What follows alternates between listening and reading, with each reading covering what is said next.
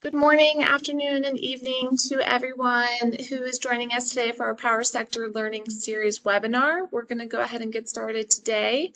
So this webinar is on updating the ASEAN power grid for increased renewables.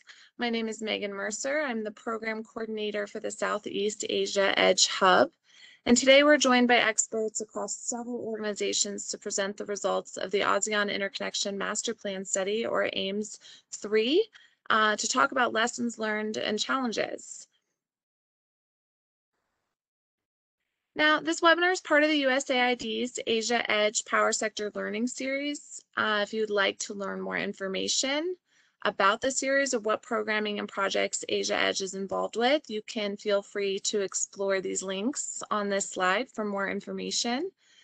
Now I want to cover a couple housekeeping issues with everybody before we get too far into it.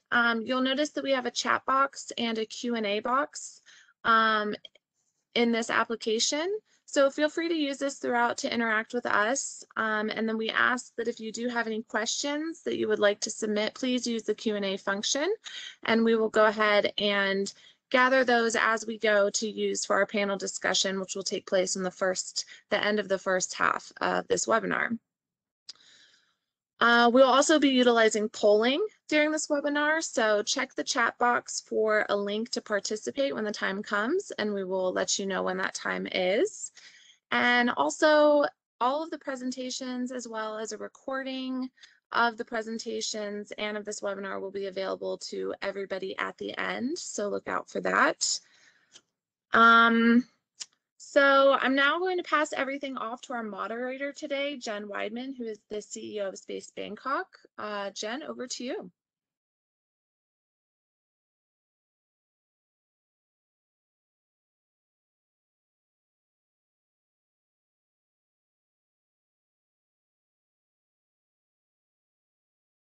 Jen, you're muted if you can hear me.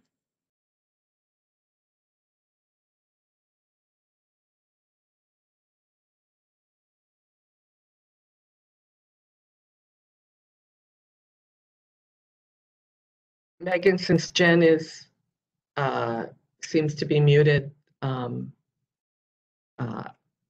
could just introduce the first speaker, or I'll go ahead and do it. So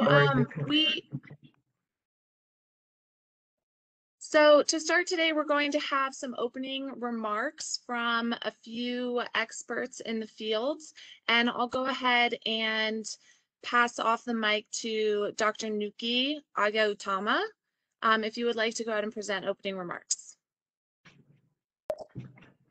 Yes, thank you very much, Megan. Present, good morning, good afternoon, and good evening. Your Excellency Hotmatua Bakara, the Papua Secretary in Charge, Your Excellency Amanda van den Dul, Energy and Infrastructure Team Lead, USAID Regional Development Mission for Asia, and also my colleague Dana Kenny, Chief of Party for USAID Clean Power Asia. All distinguished Papua working groups, representative and utilities experts from all ASEAN member states. I would like also to convey the greetings to honorable members of APGCC, member of Technical Working Group, the Hawaii National Energy Institute, the National Renewable Energy Laboratory, also the International Energy Agency, the International Renewable Energy Agency, and also colleagues from USAID Clean Power Asia. Good morning again. On behalf of the ASEAN Centre for Energy, I would like to welcome you all to the ASEAN Interconnection Masterplan Study 3, or we call it AIMS 3, Operationalization Webinar. As you may know, ASEAN has set to advancing the multilateral power trade, which will be a key focus of ASEAN Power Grid, or APG, to achieve the goal of ASEAN Economic Community, or AEC, in 2025, which is to enhance connectivity, energy security, as well as the sustainability.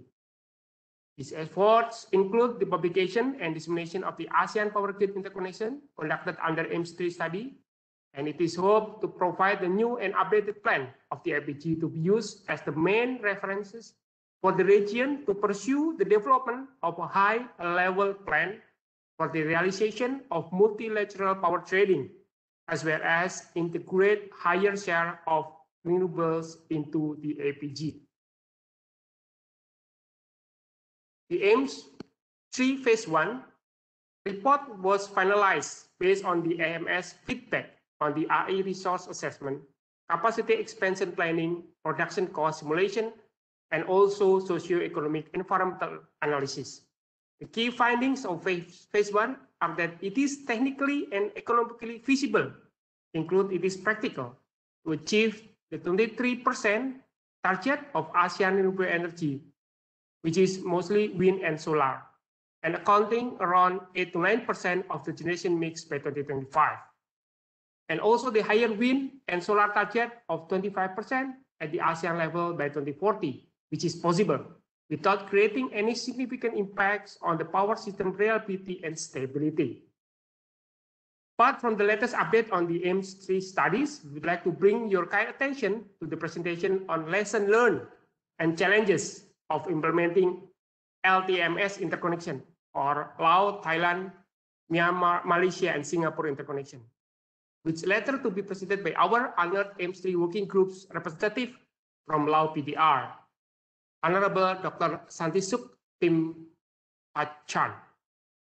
And during this webinar, we are expecting the outcomes, which is cover required action for finalizing the prioritization of interconnection and affiliated power trade agreements, PRE potential in Southeast Asia, and opportunities for investment associated with the high priority interconnection, opportunities for funding interconnection, especially on the renewable resources such as hydro, geothermal, solar, wind in the region, and also understand the gaps in Southeast Asia nation grid codes required to facilitate power trade using the high priority interconnection and for integrating solar and wind into the system.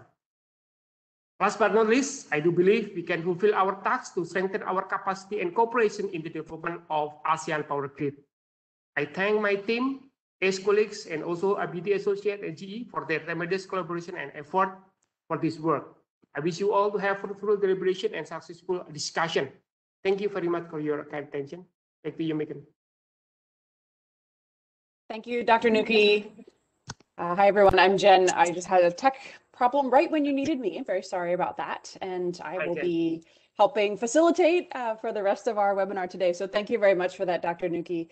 And I would like to next invite Mr. Hotmartua Bakara, the Secretary in charge of the Papua Secretariat, to give some opening remarks.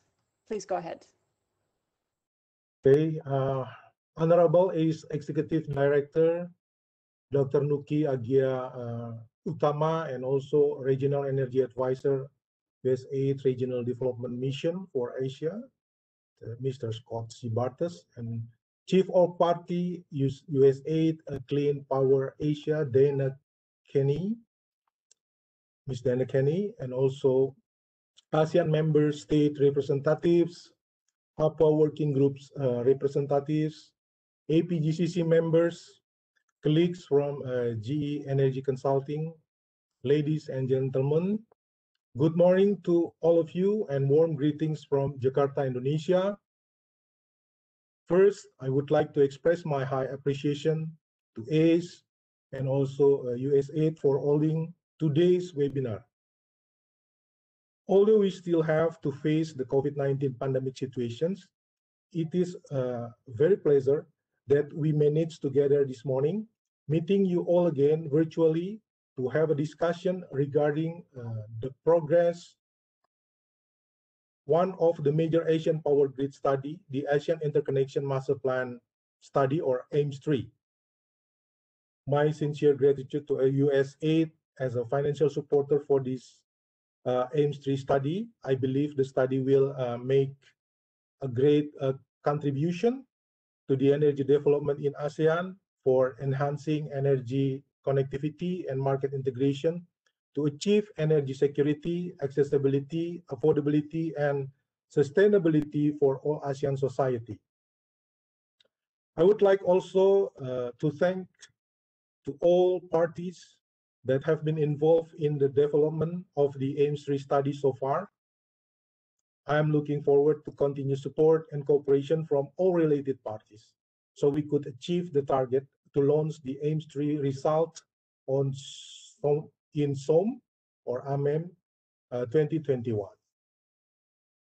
Ladies and gentlemen, in the 30th AMEM held virtually by Vietnam last year, the ministers officially have endorsed the ASEAN Plan of Action for Energy Cooperation, or uptake Phase 2, 2021 to 2025, with a sub-theme of accelerating energy transition and strengthening energy resilience through greater innovation and cooperation.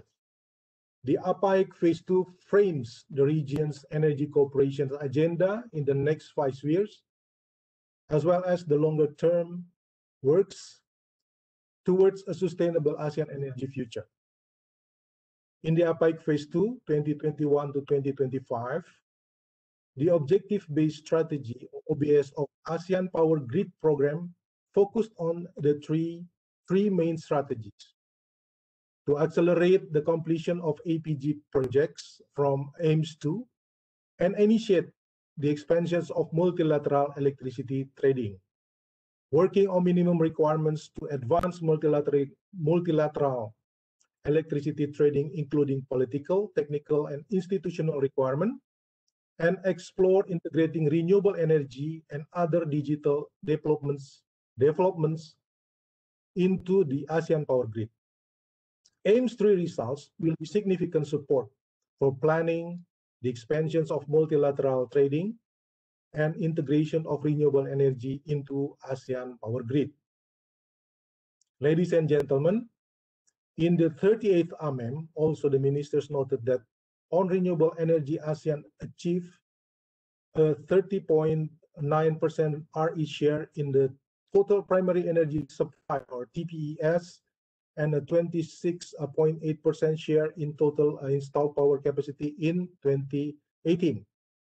Ministers welcome the robust measures in uptake Phase 2 to accelerate energy transition and committed to achieve the new ASEAN RE target of 35% of total installed power capacity by 2025, which will contribute to achieving the aspirational RE target of 23% share in TPS by 2025.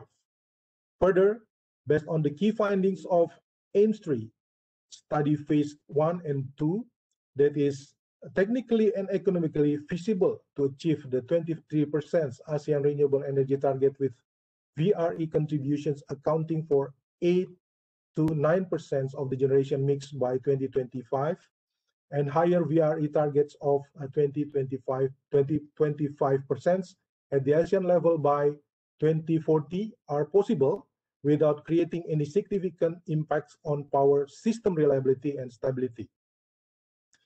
The outcomes would be as expected, that AIMS-3 study would optimize the grid to accommodate more penetration of the variable renewable energy to the grid without compensate the grid stability. Hence, it will support to fulfill the objectives in the uptake Phase 2 2021 to have energy transition and strengthening energy resilience in ASEAN grid. I'm looking forward to having other findings from Phase 3 of the study that focused on multilateral market analysis. Ladies and gentlemen, I hope by hearing and discussing the progress of AIMS-3 study in this webinar could give the understanding and explanations to all stakeholders of energy in ASEAN on how to take necessary action in implementing and achieving the target that has been stipulated in uptake Phase 2, 2021-2025, especially to increase the renewable energy mix in ASEAN to 23% in 2025. We are all aware that such heavy task to achieve the target. However, I believe all are possible if we can work together hand in hand. Good collaboration, close coordination, and cooperation must be always maintained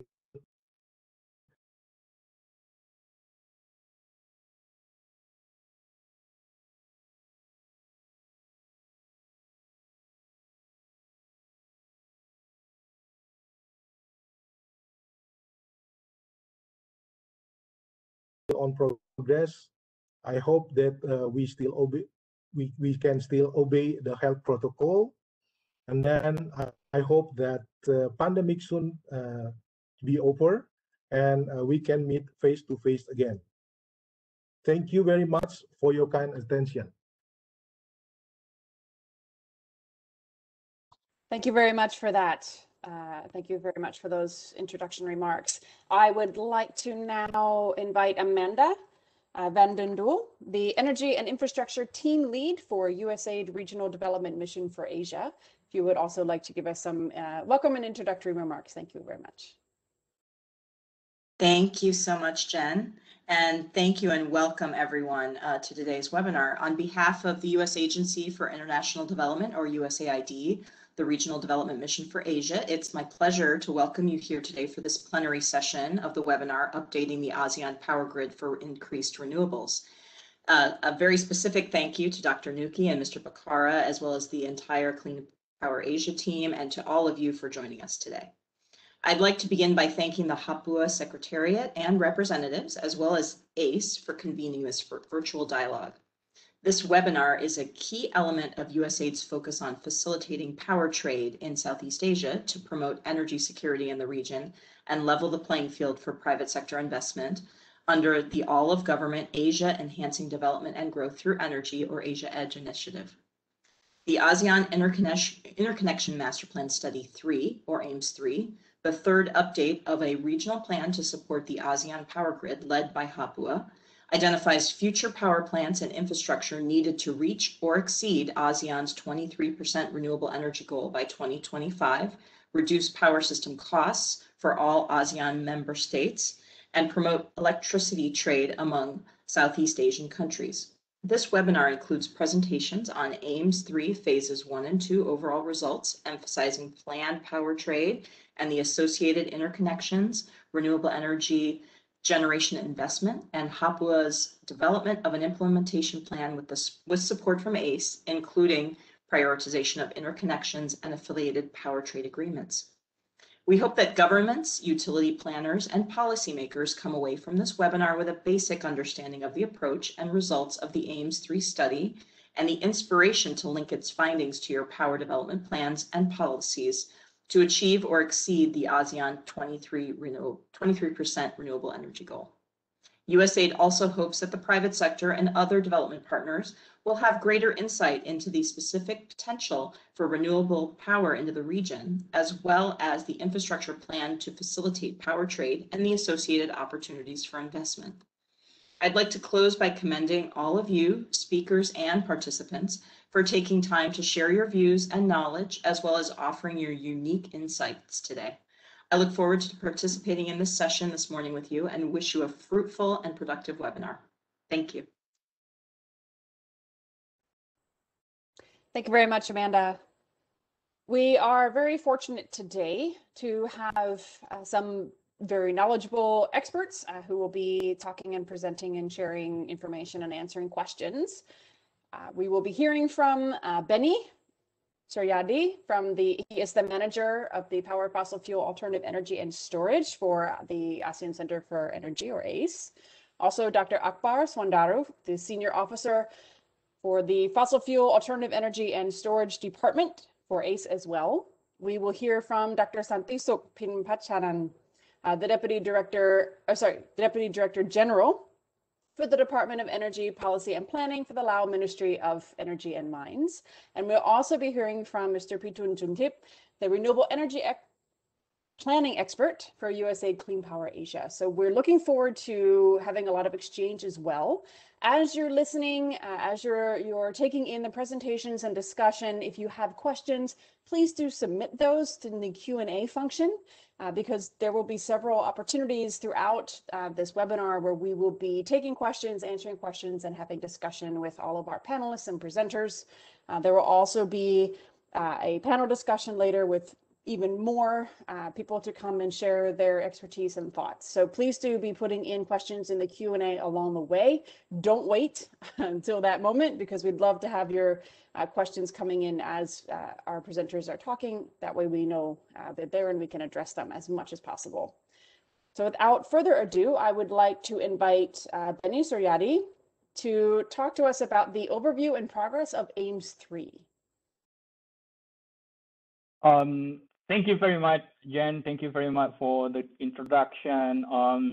My name is Benny Suryadi. I'm from the ASEAN Centre for Energy, and it's my honor as a project manager of the AIMS 3 to brief to all participants today on the overview and the progress of our AIMS 3 studies.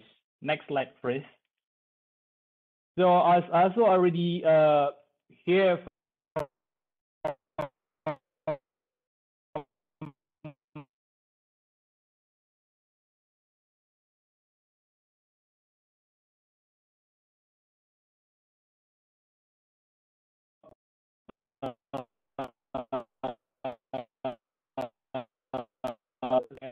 the studies, the ASEAN Interconnection Masterplan is based on the following previous two studies. In 2003, where it was a regional electrical power transmission network on the ASEAN power grid. And then in 2010, we made some updates based on the economic situation, and also energy requirements. And now, as you hear that we are updating the third portion of this activity. This update on the interconnection on the on the energy sectors in ASEAN, coming from central to enable expanded power trade, as well as to integrate higher share of renewable energy into the ASEAN power grid. So it's very huge mandate, as Bakara is also mentioned, and for that we are very grateful. This AIMS 3 study is being developed with a strong collaboration between the strong partnership between ACE and Papua, and then we also have support from the global experts coming from the HNEI, NREL, IEA, and IRENA, with our consultant GE, but most important is also with the technical and generous funding support from USAID program. Next slide, please. And as we are updating this AIMS 3 study,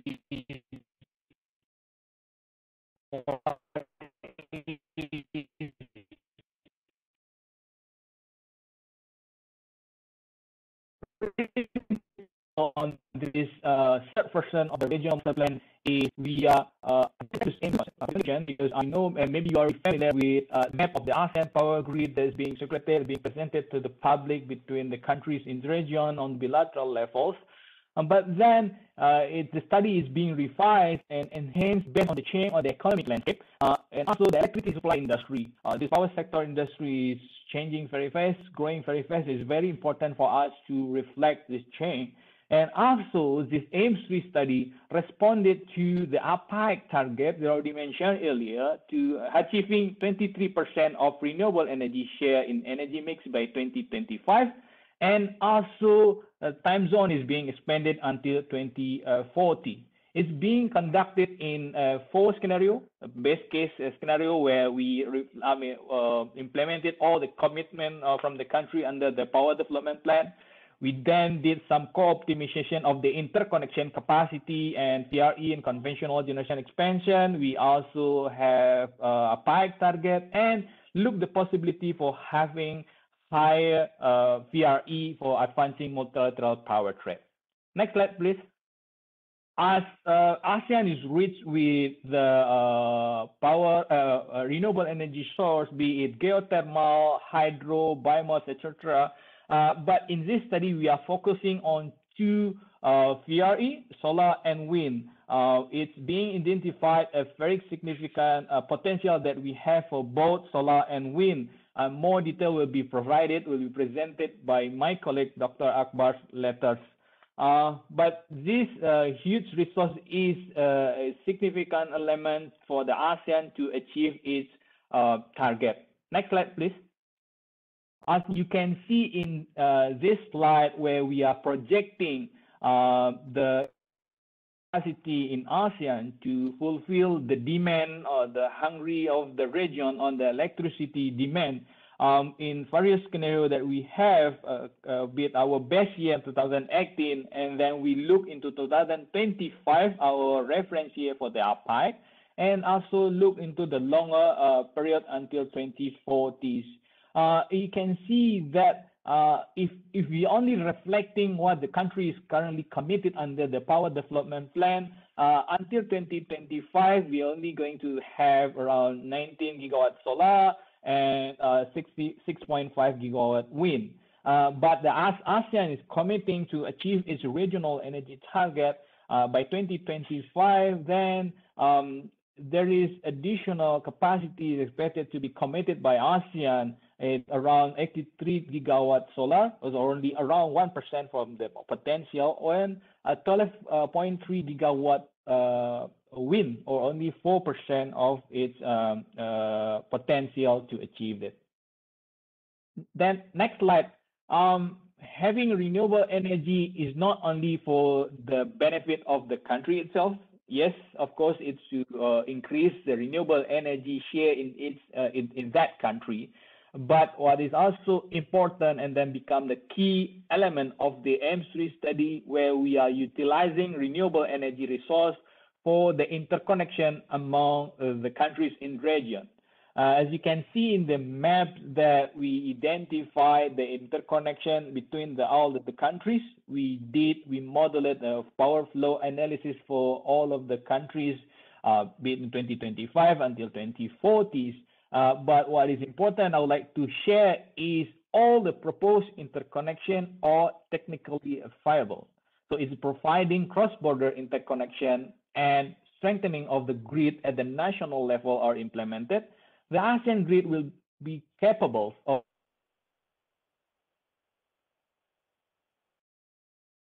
next slide, please.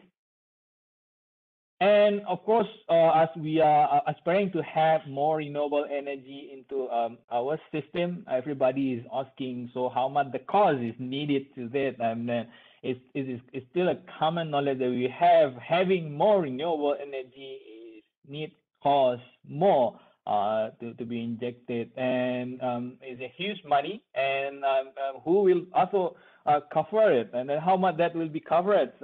And I think it's also one important point why we're having webinars today, engaging all the private sector to discussion as well. But what I would like to present to you the finding from our AIMS-3 studies in this various scenario. I mentioned earlier we have 4 scenarios. You can see in the table a different arrangement on the system cost based on the net present value between 2018 until 2040s. There is a variable of the build cost, a variable for interconnection cost, a variable for fuel cost, operational cost. But under the best case, we are aiming a higher interconnectivity required, of course, interconnection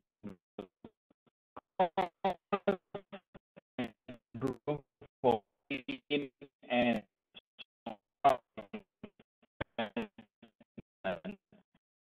however, with the cost and the solar investment, the total cost PV for the renewable energy target is reasonable. Obviously, so you see that how the number played that is expensive, but it's longer time during this period. The achieving having higher renewable energy to this connected to the higher cost. Next slide. And about the cost, we also identify that we from these AIMS-3 studies. It's talking about the jobs creation that we can have from having renewable energy, having more interconnection between the countries. If anyone is asking that, the power jobs in the conventional fuels, I said no, because this AIMS-3 is look into the new possibilities of renewable energy into the system. So it's exactly the creating the new jobs creation for the countries. And it also that not only job, we are also talking about it, how much the avoided fuels that we can have from this interconnection, as the countries in region is become more and more net importers on oil, on natural gas, and soon about the coal. So having more renewable energy penetration through the interconnection will also avoid the needed cost for the region, will also turn into the more energy security for region. And definitely, as we are having more renewable energy, less fossil fuels, it will also provide the opportunity for the avoided emission. Next slide, it will be my last slide about the overviews and the highlights and recommendation about the AIMS-3 studies. So this AIMS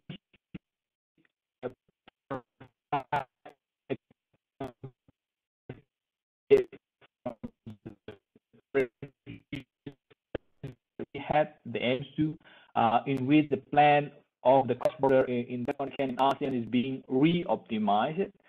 So it's being re-evaluated in the instruction with the development of the Rcre to meet the ASEAN renewable energy target. Also look the possibility having higher number than related. The development capacity expansion plan, including PR plan of individual ASEAN states, also has been re-optimizing. So we are not only looking at the national power development planning anymore, so it's not as a standalone and national planning anymore, but it's looked as a regional power development planning. So as the integrated ASEAN. And as I mentioned earlier, the economic viability of the interconnection project identified in AIMS-2, the previous study, has been confirmed by these AIMS-3 studies, and they are even expanded for higher utilization to reach more region, more area in this region. And as I recall back, this study is a commitment from the highest authority on the energy corporation through the joint ministerial statement. Is also mentioned by Bakara as part of the implementation of the uptake phase 2. So it's also reflecting the commitment of the ASEAN to translate these studies into the real project, into the real implementation. But of course, further coordination, discussion, the involvement of all parties, not only government, policymakers, but also the private sector is very crucial to advance these studies, advance this multilateral power trade in the region. I stop there. Thank you very much for the opportunity. Thank you so much, Benny. I would like to next invite Dr. Akbar Swandaru, AIMS-3 Senior Research Analyst at ACE, to give a presentation on the solar and wind technical potential and projects identified by RE Resource Assessment. Please go ahead, Dr. Akbar. Yeah, thank you. So good morning from Jakarta. First of all, on behalf of the ASEAN Centre for Energy, I would like to thank all the attendees, the ceremony organizer, and especially Mr. Hotmato Bakara to be here in this event. Here, I would like to present renewable energy resource assessment and its potential in ASEAN. So as you can see in the screen, the topic highlights prospective wind and solar project development sites in support of the effort to identify renewable generation capacity for wind and solar projects in ASEAN countries. The goal of this assessment is to support and to understand renewable energy potential in each of countries. So as perhaps some of you may aware, the topic is interrelated with our flagship project, the ASEAN Interconnection Masterplan study, as has been reported in the 38 ASEAN Ministers on Energy meeting. The study was aimed at identifying potential wind and solar sites in ASEAN and provide hourly wind and solar energy production. So as you can see in the slide, we know that the AIMS-3 provide an updated plan of regional transmission network that links the ASEAN power system with maximized utilization of regional renewable energy resource. Responding to the uptake target in order to meet 23% renewable energy mix by 2025 and achieving bilateral and multilateral power trades. Next slide, please. So a little bit piece of information about AIMS here is that the genesis of this study lies in the pursuit of the realization of the ASEAN power grid and to promote interconnection and trade and an increased transmission capacity interconnection among and between the ASEAN member countries. The action was initiated with the introduction of AIMS 1 as per 17 AMEM in 1999 in Bangkok. The heads of ASEAN power utilities and authorities, or HAPUA, request to establish the ASEAN power grid through AIMS 3. The successful or AIMS 2 brought the introduction of AIMS 3 in the need of increasing inter-country cooperation between the ASEAN member states in the power sector with the objective of renewable energy integration, including the new renewable energy target to achieve a higher degree of shares of renewable energy. So we say that under the phase 1 of study, we primarily focus on working on capacity expansion planning and mainly focusing on renewable energy assessment. Through there, we're working on a little bit technical aspect and grid analysis, and eventually comes into the multilateral market analysis. Next slide, please. So this is a bit of view about the potential that to be utilized beyond PDP. So according to the screen here, you may see that ASEAN do have potential of gross capacity around 8,000 gigawatt alone and wind around 300 gigawatt. So this is a piece of illustration about what we've done in the AIMS 3 study. So if you take a look here in the left slide, so you can see that this is a solar technical potential that we were conducting. So it's basically a way of estimating the country's available solar resource potential to generate electricity by applying a limitation and some offset on topographic environmental land use constraint. So using the National Renewable Energy Laboratory, Rcre Explorer, we conducted the analysis and produced some of the outcome, which you can see in the right side. So this is a piece of example work that we conducted for the Indonesian region. Next slide, please. So this is a piece of information, identified result for the ASEAN solar map. So 10 countries we were identified, and we found that they actually have some potential for the solar. So if you take a look example here for the Laos PDR region, so you can see from the resource map, it's to be noted that East border region are having relatively better solar resource. Another example is that for the Malaysia Peninsula, for example, the resource map are to be noted at the coastal line, which are having better solar resource. For Myanmar, in the other hand, resource map are to be noted found that central and southern region are having relatively better solar resource. So this is part of that we are conducted, and this is that we are using for identifying the potential of renewable energy in the region for the ASEAN. Next slide, please. So aside of solar assessment, we are also working on identifying wind potential in the ASEAN region. So this is the overall view of what we found so far, the study that we conducted together.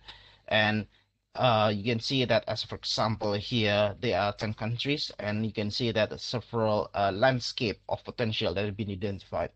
So if you go here, for example, you can see from the Cambodia, it is noted that the higher elevation region that has a better potential wind are to be found. And for Laos, for example, we see that as well in the screen. The central position are somewhat has higher wind speed and range that have higher chance for better utilization of wind. So this is a piece of example of the work that we have conducted so far. Next slide, please. So after the previous work, you may see that we conducted a study capacity expansion planning, and to see how much is that the maximum possible renewable energy can be injected in the region. So from the given illustration, we can understand that ASEAN has historically relied on fossil fuel, oil plant, and expected to continue in the future. So as a for example, you may see that by 2017, the ASEAN power capacity mix was dominated by gas, followed by coal, and then oil. And this fossil fuel combined somewhere around 70% of the total. So other than hydropower, which account around 20% of the power mix, we see that other renewable energy are still significant. Other business as usual, the hydropower is expected to increase and gain greater shares of the mix. However, you may see that coal will increase its importance in the ASEAN power mix, as it is estimated it grows around 4% annually from 2025 until 2040. You can see that this is the overall view of the energy mix that we can see in the next 4 years. Next slide, please. So this is the overall view of the possible solar distribution per the ASEAN member state. So I'm giving this as a piece of example. So you may see that according to the screen, particularly if you take a look in the left slide, you may see that AIM3 study found that the distribution of around 63 gigawatt of solar into each ASEAN member state are given. And according to what we found so far, we could see that somehow Vietnam dominates the solar potential among the ASEAN countries. However, through our assessment, the RAS assessment, we could see that through here, the distribution of solar potential are shown are fairly more distributed. So this gives us an understanding that each ASEAN member state do have a fairly possible opportunity for clean energy transition, achieving the new 2025 ASEAN renewable energy target with a total installed power capacity up to 35% and even more. Next slide, please.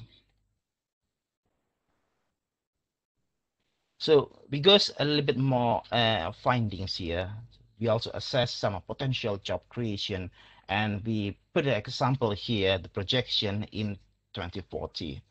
So we see that the AIM3 study suggests that, again, we have a potential job creation that we can gain so far. So for example, you may see that we segregate the scenario into those solar jobs and wind jobs.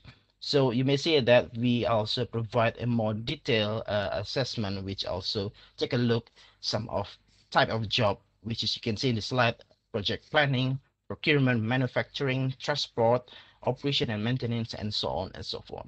So we see that this is part of what we find so far, and it's a very interesting to see that job creation do have here in our finding that which one of the benefit for having higher renewable energy penetration in the region. Next slide, please.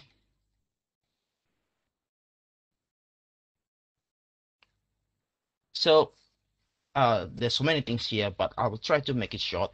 So in general, renewable energy has a key role to play in the decarbonization of energy sectors, and this resulting in the mitigation of the climate change effect. So to better illustrate the potential impact of the renewables, AIM3 finds the potential avoided emission under the two scenarios, which I put it as example here: the base case or the business as usual, and the ASEAN Rcre target. So ACE has found so far that climate pledge under the Paris Agreement in relation to the national energy plans and actual development trends. So after our findings here, you may say that in many cases, the nationally determined contributions, or the NDCs, have not kept up with the recent rapid growth in the renewables. However, our uptake target, or the high Rcre target, could help alleviate the process, which enabled the ASEAN member state reach closer to the greenhouse gas emission avoided each year as a result of renewable energy deployment in the country. Next slide, please. So we move to the points taken away here. So as you may know, in a general, ASEAN is rich with wind and solar technical potential.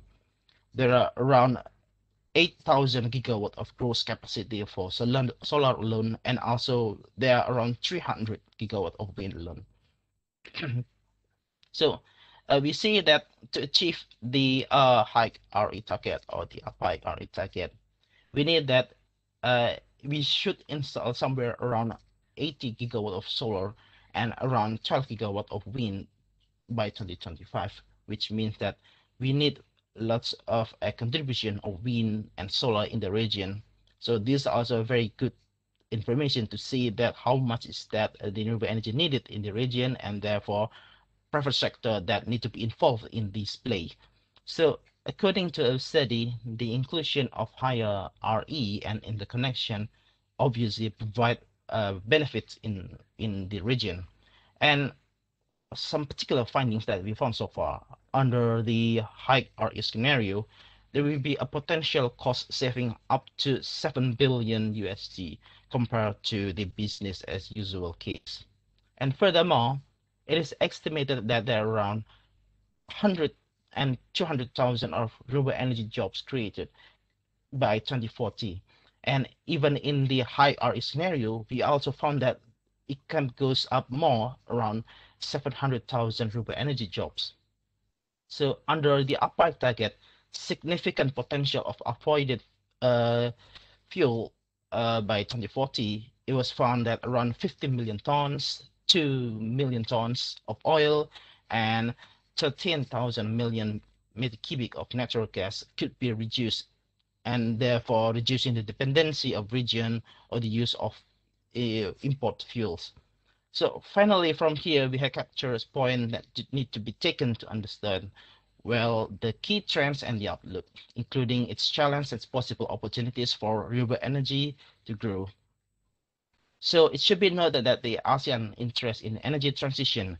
However, this transition is not only from the fossil fuel to renewable energy, but also shifting conventional fossil fuel technology to a cleaner option.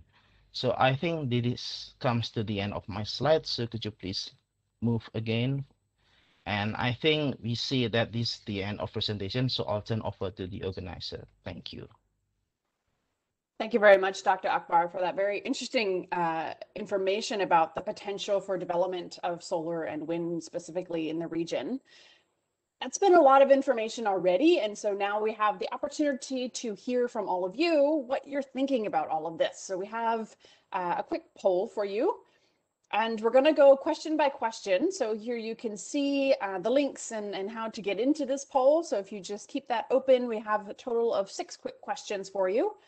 The first one, you can go ahead, get in there and start answering. Which RE technology would you like to invest in? We've got 2 options here. We have solar and wind for the purpose of this conversation.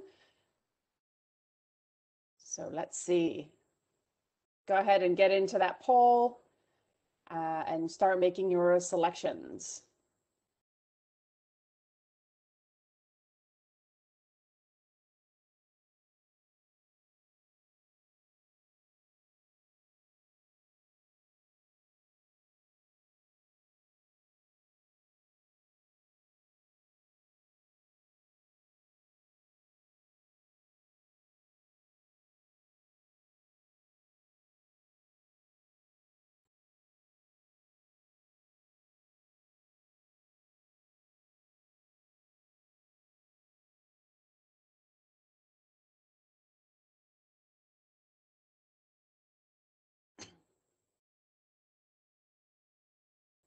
Great. It looks like there's a strong preference amongst everyone here for solar, which is hovering in the 70%, high 70 percentile of selections made, and the rest being wind.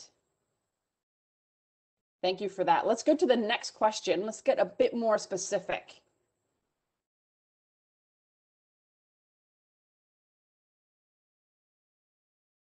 So for solar, which areas for solar project sites would you consider most interesting to invest in?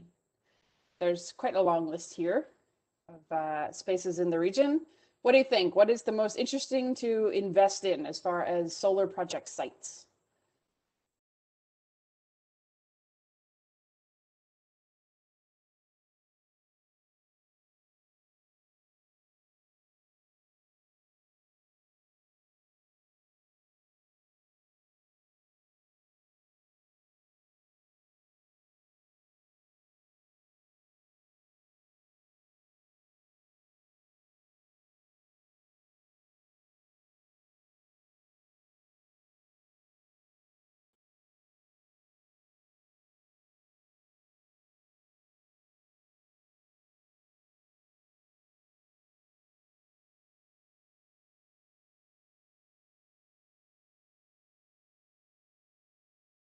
Right, it looks like there's some strong interest in Vietnam and also some strong interest in Indonesia, sites there. And then of course, there's other interest in all the sites that we have listed. Philippines is coming in there as well, and Singapore also. Great, let's go to the next question.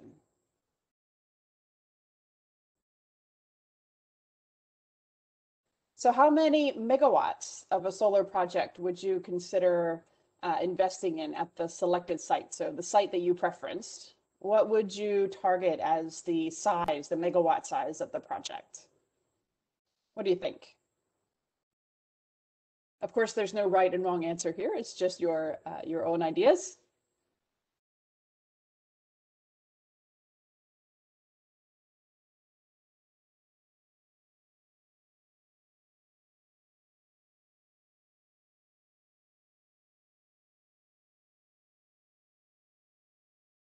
So it looks like the most popular selection is the 25 to 50 megawatts, followed by the 50 to 100.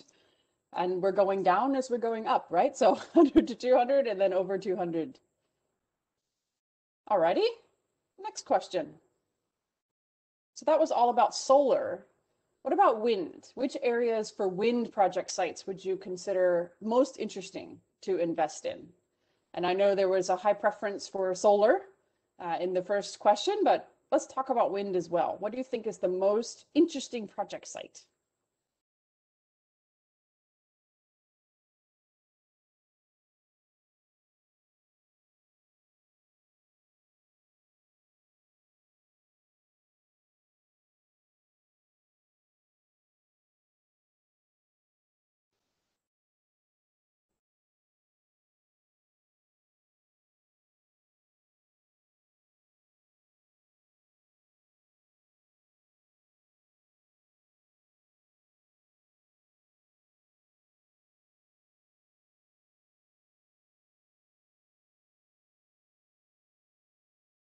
Looks like we've got significant interest in a lot of places, including Vietnam, Laos PDR, Philippines, Thailand.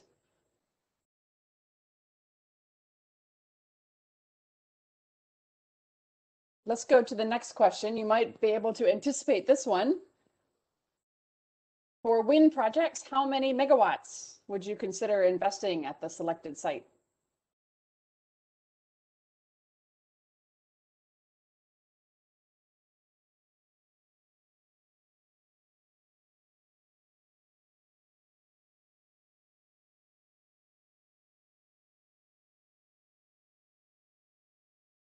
It looks like the most popular choice is 50 to 100,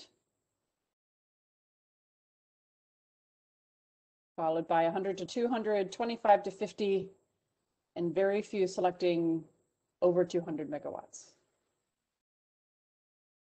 Thank you for that. And the final question. I believe you can pick two choices here. What is the main reason that you use to select a site? High technical potential, RE incentive or feed-in tariffs, infrastructure availability, or the existence of electricity markets?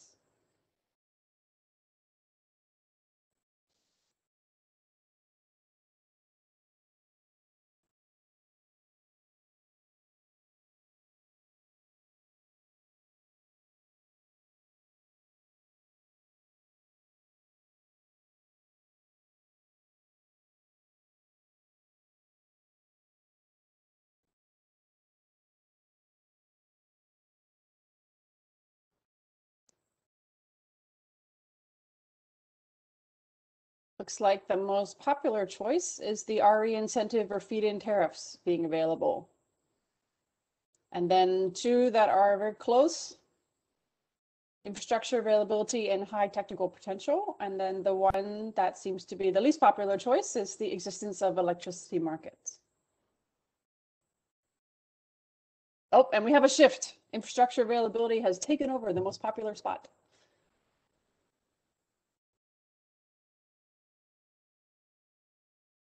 Okay. Well, thank you for that. Thank you so much for your inputs on the poll. It's very interesting to see how people are thinking about engaging in the development of solar and wind in the region and the elements and aspects that go into that consideration. Up next, I would like to invite Mr. Pitun Juntip, the RA planning expert for USAID Clean Power Asia project, to present the phase 1 key results on capacity and expansion and interconnections identified from modeling results, including preliminary prioritization criteria. Go ahead, PJ. Hi, Jen. Thank you so much. So my name is Pitun Juntip. I will present the key result of the M3 study and the interconnection identified from the study.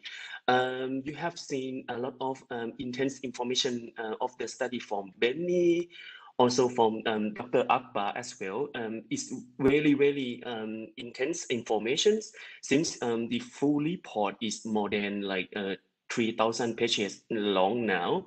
So that's why sometimes it's difficult. So on my presentation, I would like to give some kind of like zoom in into the key element of the study. And then you can see something that could be like could be see it closely. So we can start from now. Next, please. I will go along with the recap on the study scenario again to see some key features, and then addressing the key results from the M3 studies, and also show you some links between the RE resource assessment and also with the energy modeling that we have done. We have done like two kinds of energy modeling. The first one is capacity expansion planning. Another one is production cost simulation. The last one, we also do the socio-economic and environmental analysis. And we, the fourth one, the fourth topic, I will give some what I could learn from the studies and the link between the result. And the last one, I will give you the identified interconnection from the study. Next, please.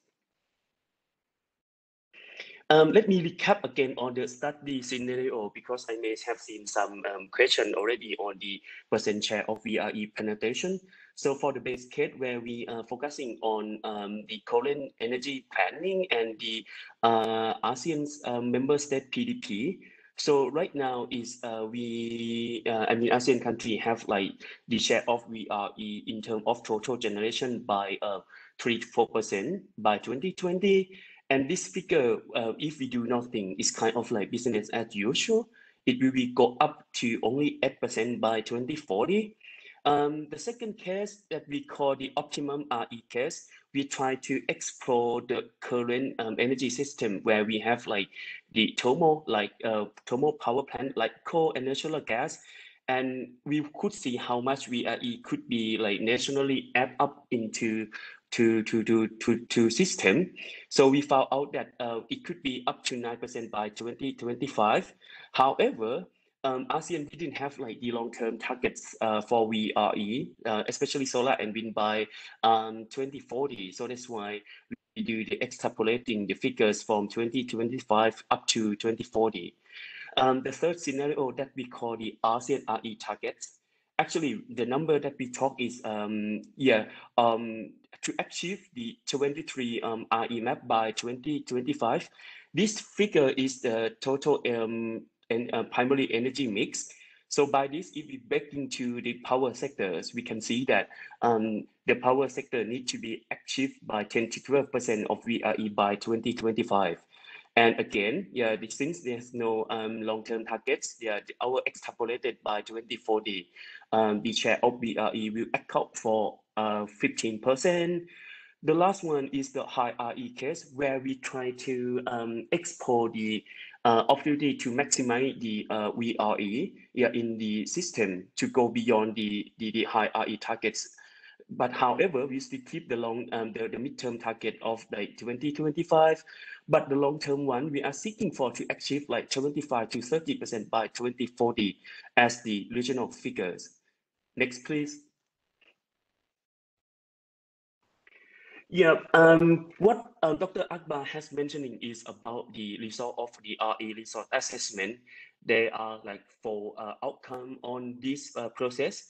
The first one, we quantify the technical potential of solar and wind in terms of like gigawatt and terawatt hours as the individual country and regional as well. By this, yeah, Dr. Akbar already mentioned that we identify like 62 sites. However, it come up with 200 sites for solar and another 200 sites for wind initially, but we narrow down to 40 sites for solar and 20 sites for wind across the ASEAN country. And then, since this one have been identified, the data have been input to the capacity expansion planning. Yeah, in order to see how much the electricity could be generated to serve the electricity need in terms of like individual country level and regional level. The first outcome of this is the hourly solar and wind profile. Some country, the hourly data and wind profile is not exist yet. So that's why we work with the consultants. Is the AWS True Power is another subcontract of us to produce and then to develop the beautiful map that you have seen. And we also develop the hourly profile for those 62 sites around ASEAN country. Yeah, and this one needs to be injected to the production cost simulation. The last one that we get, we also work closely with our consultant AWS True Power with support from NREL National Lab from Colorado to identify the projected levelized cost of energy in order to provide the cost to the capacity expansion and see the learning curve from these technologies.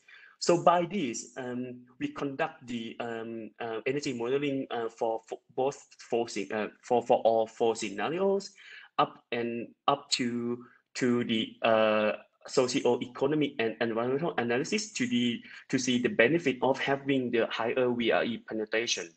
Next, please. For the key result here, I will go one by one easily. So we know that once the ASEAN integrated the system together, we can see the lower system cost.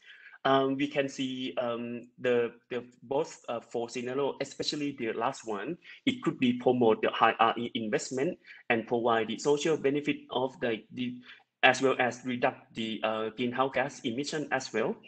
Another set that we could see is that the results show that it is possible to set and achieve the higher RE targets, which account for 25 to 30% of the VRE in generation mix by 2040. And the last one, we can see that the high RE scenarios, yeah, they utilize only 1% of the wind and solar technical potential. The 62 site is account for only 1%, and then we still have the plenty of them that didn't use, but only 1% of them can help to achieve the high RE targets. And the high RE targets is, yeah, as Penny give you the detailed table on the economic analysis, we see that the high RE scenario provide the lowest system cost compared to other cases. And then for the interconnection identified, the study has been identified for like 19 interconnection with ASEAN countries with no significant impact to the reliability and the stability of the power system. So come up to the regional modeling. So by this, we can see that once ASEAN member state has been connected to each other by having that we call ASEAN power grid, we can see that the system could be utilized and sharing the unreserved margin for each country. For example, for Laos, they have like the during the wet season, they have the high unused reserve margin that could be used and export to Vietnam. That is one example. And then we can see that once the peak demand has been aggregated together, it could like shifting the period of the peak demand and also fatten the shape of the peak demand as well. By this, it could be increase the utilization rate of the power plant, make the system more economic. And the last one, we can see that RE available in different time zones. For example, for the Philippines, they have their time is ahead like almost like 1 and 2 hours ahead from Bangkok, and then when the sun shine, and then they could be like produce the electricity to the another time zone that could be utilize RE resources in different time zone. Next, please. So I think the outcome that we have seen is that with the support from NREL, we also developed the tool that we call the Southeast Asia Renewable Energy Data Explorer tool, in the power sector, where we can visualize the technical potential in the GIS information.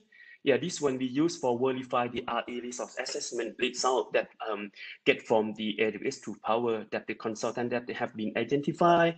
Once we know that we have the better understanding of the solar and wind technical potential in terms of like the country level, and also with the regional level as well.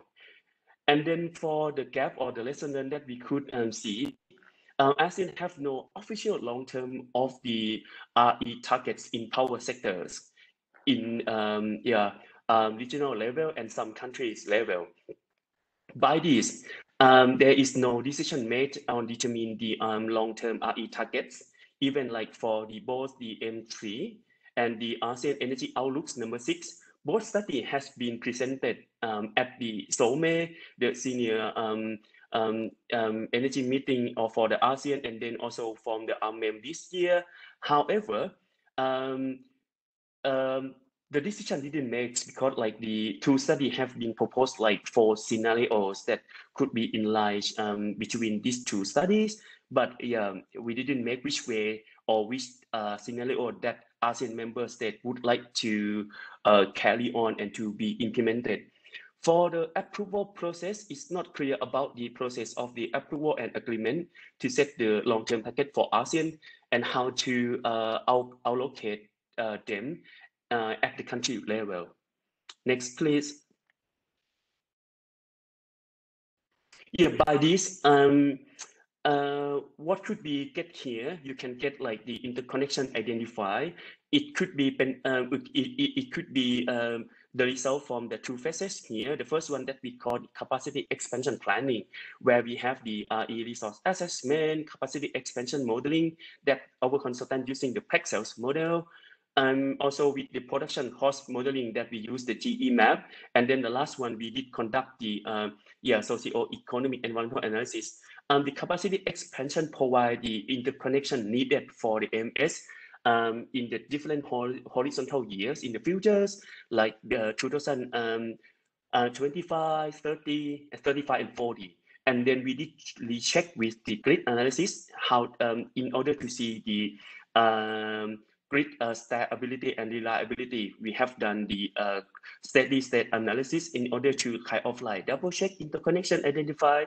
So that's why we say that there is no significant impact on the interconnection identify and also achieve the high RE targets here. I think for next step, you can learn more for Benny's presentation next, but I would say that the next step is that we may come up with the prioritization criteria, and we may need to like discuss with AMS as well as with Rcre utility representative as the Rcre working group, all of them, in order to come up with high priority interconnection, or how to select the interconnection that could be implemented, and we can discuss, and then we can facilitate somehow to get the transmission built. Next, please. Yeah, this one, I think, as I mentioned before, yeah, we have like laid out to 19 interconnection, and then yeah, we have to have some preliminary criteria that we do not have time to mention here, but yeah, we use some of them. But yeah, I think we could learn more in the next step. Next slide, please. Yeah, by this one, I think yeah, all of like 19 interconnection laid out here. But the key observation here is I would like to zoom in for like 3 interconnection here. The first one is between Laos and Vietnam. As I mentioned earlier, Laos has a lot of like unused reserve margin in the wet season that could be like exported to Vietnam. Yeah, the model has been designed to add more capacity of the interconnection there in the mid zone of Laos to the mid-north of Vietnam, and also link between south of Laos and the south of Vietnam. That is the 2 interconnection. And then the second one is between Sumatra and Peninsula Malaysia. Since Sumatra, they have a lot of potential of solar that could be facilitate the south region zone like Peninsula Malaysia and Singapore country. Yeah, they are small country, but the electricity need for the future is quite high. So that's why Sumatra will be the key generators in order to put the south region to achieve the high RE targets in the long run. Yeah, and then on the right hand side, you can see that we have the interconnection between Sabah and Sarawak. So by this, there is like the model suggests that there's 2-way power flow between these 2 islands in order to facilitate both islands to achieve the RE targets, and also facilitate to have the power exchange between 2 islands and also transfer to another island. So by this, there is like kind of like 3 highlights that we have by the modeling work. So I think it should be better to have like more in-depth discussion with utilities and the energy planner with ASEAN later. Recently, we have like 3 meetings with RESS and Renewable Energy Subsector Net Working Group of ASEAN, REPP, Regional Energy Planning and Policy, and we just had the webinar with Harbour Working Group yesterday. So I think we still need more to have in-depth discussion with them in order to move on to create the implementation plan of the AIM3. Next, please. Yeah, I think it is my I'm done with my presentation. Thank you for your attention. Thank you so much, PJ. As you said, that's a lot of information that we've gotten from you and the speakers before. So I just want to remind everyone to put questions in the Q&A, because we're coming up on a panel discussion. And I know there are some questions in there already, and we thank you for that. Now that we've heard a lot about what's in the AIM3 study, where the interconnection points may be, what future scenarios might look like, let's talk a little bit about what are the next steps, what are the requirements to realize the interconnection, what are the opportunities for private sector and for donors, how can we potentially move this forward? And we have some wonderful panel participants with us today, and I would like to introduce Ms. Dana Kenny, the Chief of Party for the USAID Clean Power Asia project, to facilitate our panel discussion together. Go ahead, Dana.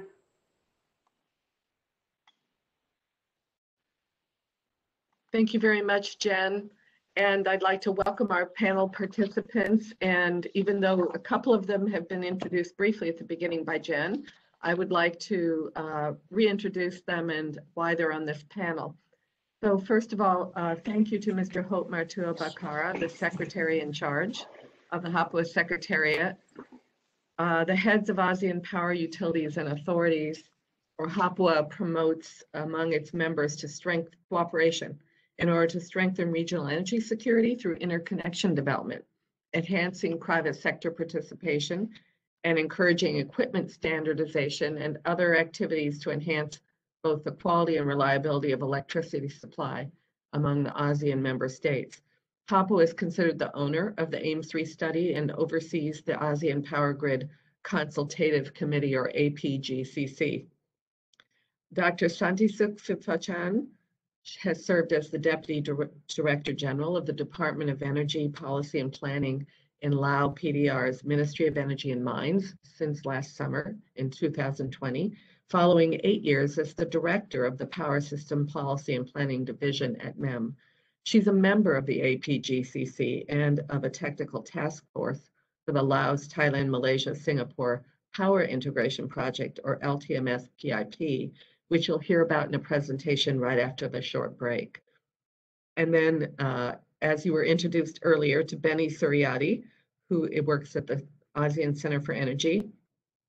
In his role as manager of the Power, Fossil Fuel, etc. division, he's leading the ASEAN Interconnection Masterplan Study 3 for ACE, who are managing the study on behalf of Papua.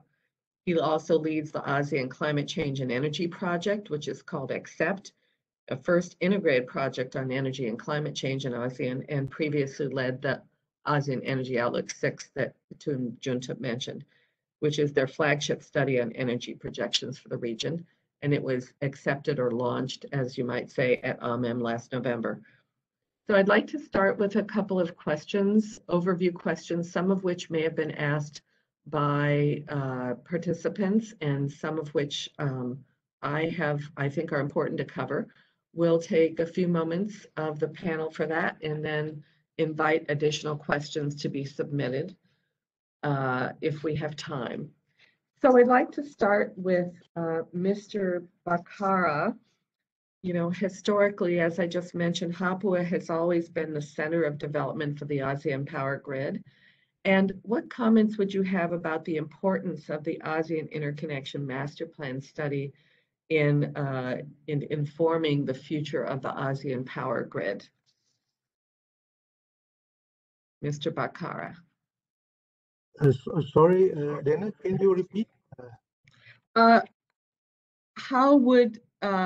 important is the ASEAN Interconnection Masterplan Study 3, AIMS 3, in defining the future of the ASEAN power grid? How will the APGCC and Papua take it into account, and how will it inform the further future development of the ASEAN power grid? Okay. Yeah, I think we historically, we need to take a note that in past, Papua realized that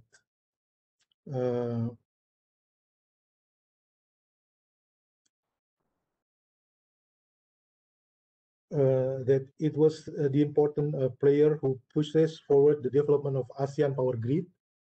So this could be since 2024, 2004, yeah. The adoption of Papua a new structure was made to facilitate and provide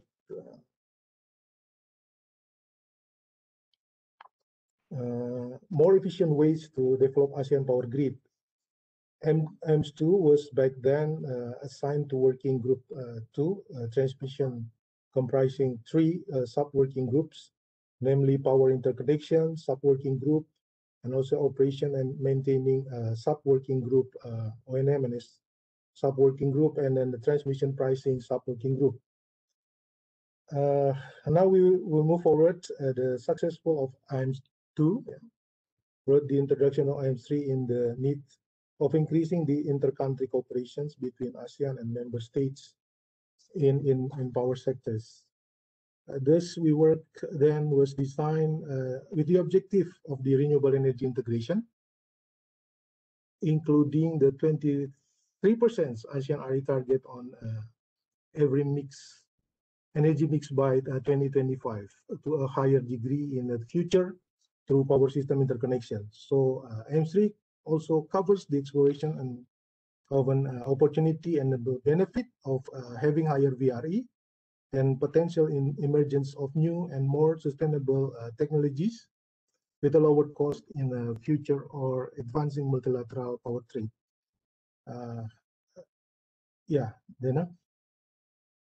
Does it answer your question? Sorry. Yes, thank you very much. You know, one of the things that one of the questions that was asked by participants was understandably trying to understand the various roles of the organizations, the APGCC and other working groups in Papua. I know there is one that deals with generation and transmission. Can you comment on what the roles of these various organizations will be in realizing the identified interconnection projects and how you'll interact with the different countries in bringing those to fruition? How do you see the role in AIMS 3 different than maybe how you saw it in AIMS 2? And how might you work with donors and governments to get those projects funded, if that's a role for Papua? Oh, okay. And then how we can coordinate with the other countries or countries in ASEAN actually, especially the utility and also the APGCC. Actually, Papua itself in the organizations of the APGCC is one of the members. So the APGCC gather the utility and the government's, elements, so they can together, put the actions in Papua. Actually, Papua will do it technically, meaning that Papua will be trying to propose how we will develop this multilateral power trades through also developing the ASEAN power grid, through the using the results from the AIMS 3. Now we also put AIMS 3 also will be the base for the basis for our next planning for the multilateral power trading, to also enhancing and developing the ASEAN power grid. And how about the we can have connection with the the international organization who can support us. Actually, we will also collaborate with ASEAN Secretariat and also Asia. There will be sometimes ACE will be also the our implementing agencies, as what we have been doing with USAID actually. Thank you for that, Mr. Bakara. And since you mentioned ACE, I'd like to ask Benny, what would you like to add to that in terms of the next steps? I know you're going to cover that later, but what role do you see ACE playing with APGCC and Papua? And how do you see the connection being made to the policymakers and planners in country, especially how this new target, that is more solar and wind being part of the 23% target, how is that going to be considered in the country's PDPs or target setting, in your view, Benny? All right. Thank you very much, Dan.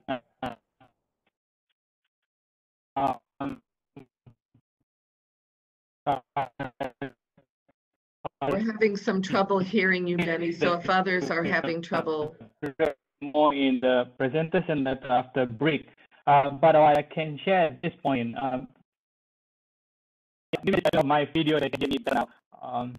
Can you hear me better now, Dana? Yes, it's better. Thank you. Yeah. Okay. I turn off my video for a better connection. As you say, I mean, the owner of the APG and AIMS 3 study is sit within the Papua, and ACE act to support Papua, also a BGCC to implement this. So this is the first point that I would like to also echo against. But then what is the next steps and how to implement that? We in ASEAN have the target needs to be achieved by 2025, and this AIMS 3 provide a basis, a reference on how this can be achieved. And As also as mentioned that we will not able to achieve it as the individual countries. We will only able it if ASEAN is collectively work together to achieve it.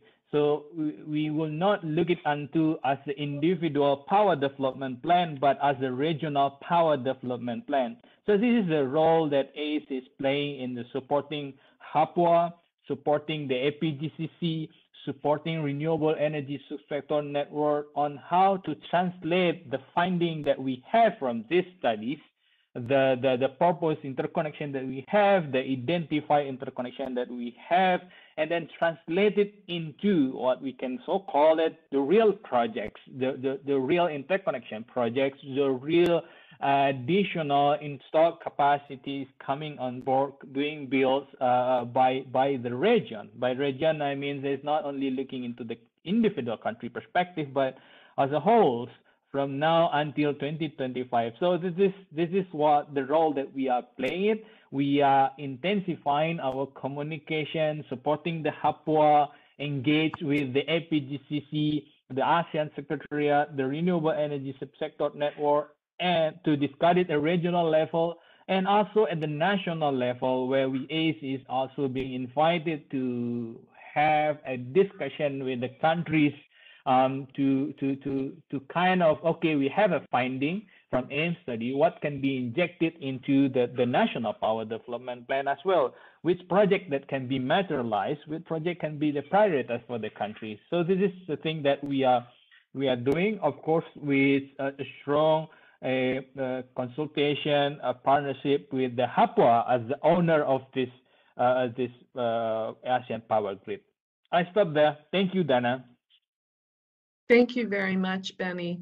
And Dr. Santisuk, as a member of the APGCC, what do you see as the most important issues to address and barriers to overcome in order to realize these interconnection projects? Speaking from someone who works at the regional level with the ASEAN organizations as well as within your own country, and having been part of a process for the Laos, Thailand, Malaysia, Singapore projects. What would you comment as the most important issues to address, and how does one come to bring the people to the table to help interconnection project become realized? Good morning, Diana.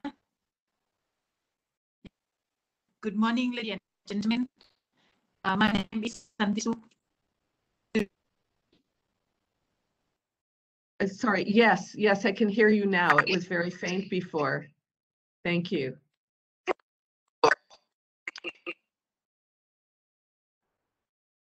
But actually now I'm not hearing you. I don't know if others are having a problem, but please continue.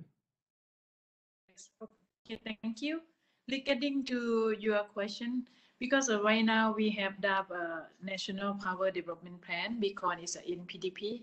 This is our plan for domestic and interconnection for export to neighboring country.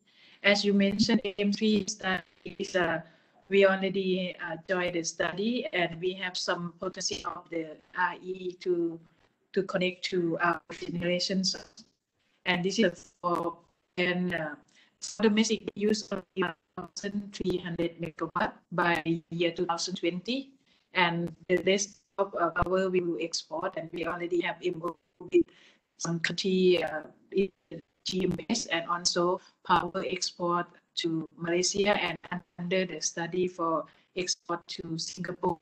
This is what we have done, and from the bilateral power export like Laos and Thailand, and also Laos, Vietnam, and also MOU side and PPA side with Laos, Cambodia is under construction. The project this is ongoing, and on the project is we have a plan for step by step, like from the National Power Development Plan.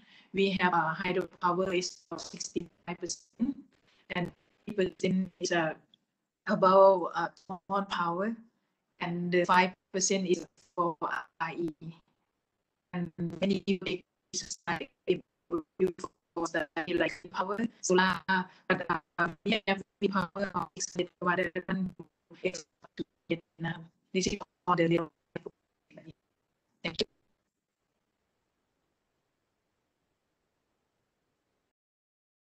Thank you, Dr. Santisuk. So what would you say is the key to seeing a successful interconnection? I know you're going to talk about that several country project in a moment after the break. But what would you say are the key elements of succeeding in having an interconnection project actually be realized?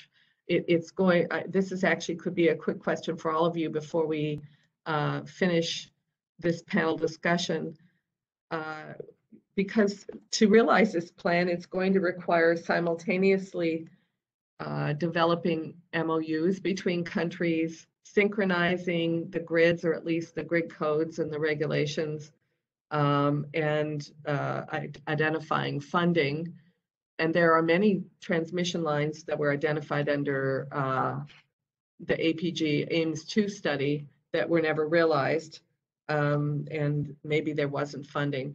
So I'd like to ask each of you in closing, because this encapsulates several of the questions we received so far, is how to accomplish those simultaneously and actually realize both the power projects and the transmission lines by whatever is needed by 2025 to meet that RE goal, and also to meet the needs of each country in facilitating more trade.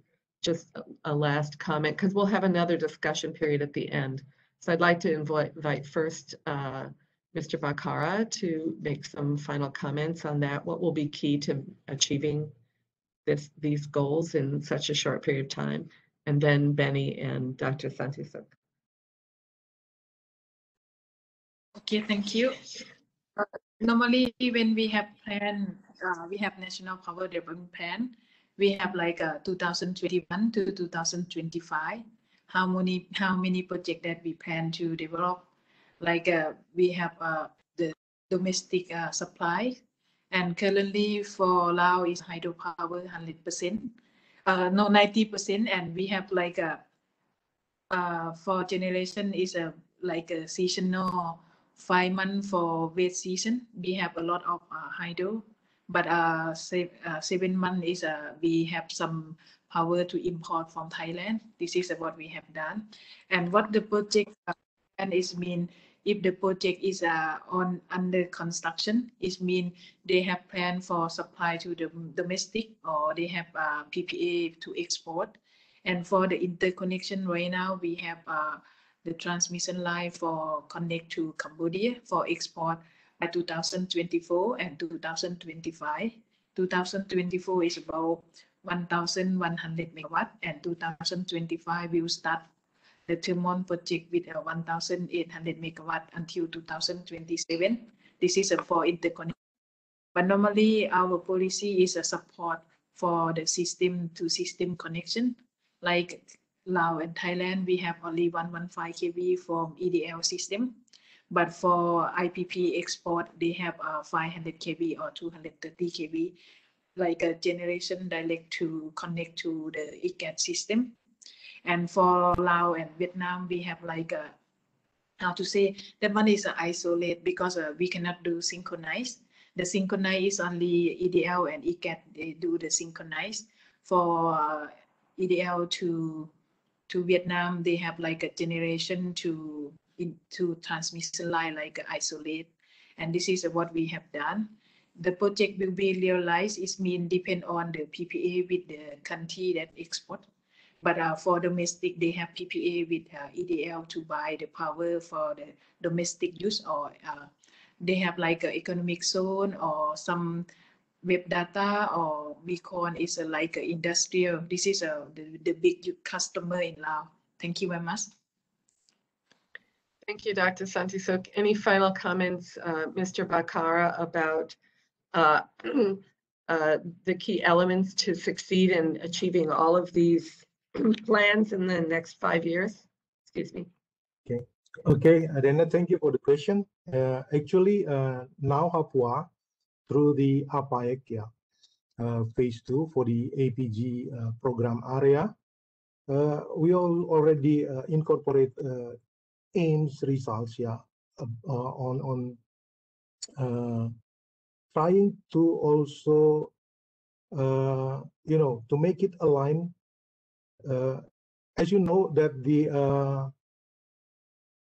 the AIMS 3 conducted maybe around 2 years ago. It started around 2 years ago, and we will need also to have other feasibility study with the countries of ASEAN, that the interconnection project will be, say, in the country. And then we will select again which interconnection line to be the priority to build in the region, especially in trying to support the multilateral power trade. Actually, that is one of our action plan, especially in 2021. We are trying to have further study, a review on technical and commercial feasibility of the APG projects, based on also the findings of the APG studies, including the AIMS 3. That means we are trying to make it more close to countries'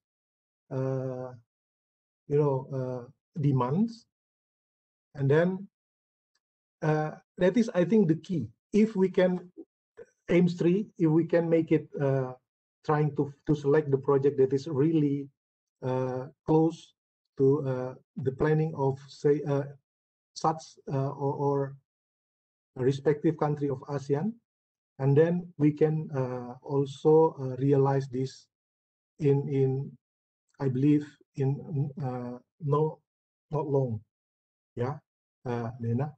And then also I think we need to also have communication again and coordination very close with our utilities in ASEAN and also the governments.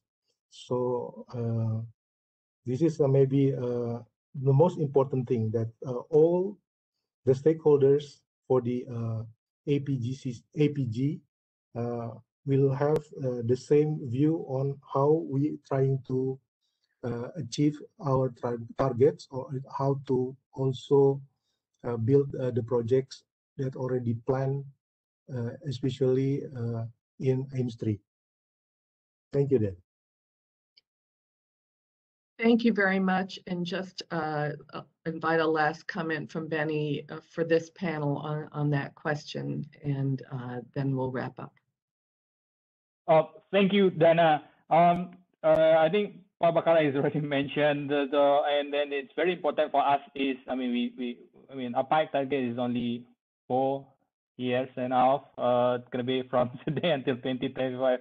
And as presented earlier, there is a significant amount of the capacity, in renewable energy capacity, is need to be put in place from today until 2025 as part of this finding from the AIMS 3 study. So the real hammer is how to bring this finding, this study into or the implementation, and then ACE is having an intensive discussion with the Hapua, as Pak Bakara mentioned, is being translated into the plan under the APAC. APAC means the commitment of the countries, commitment of the region. So we will work to translate it into the real project for the next years to come.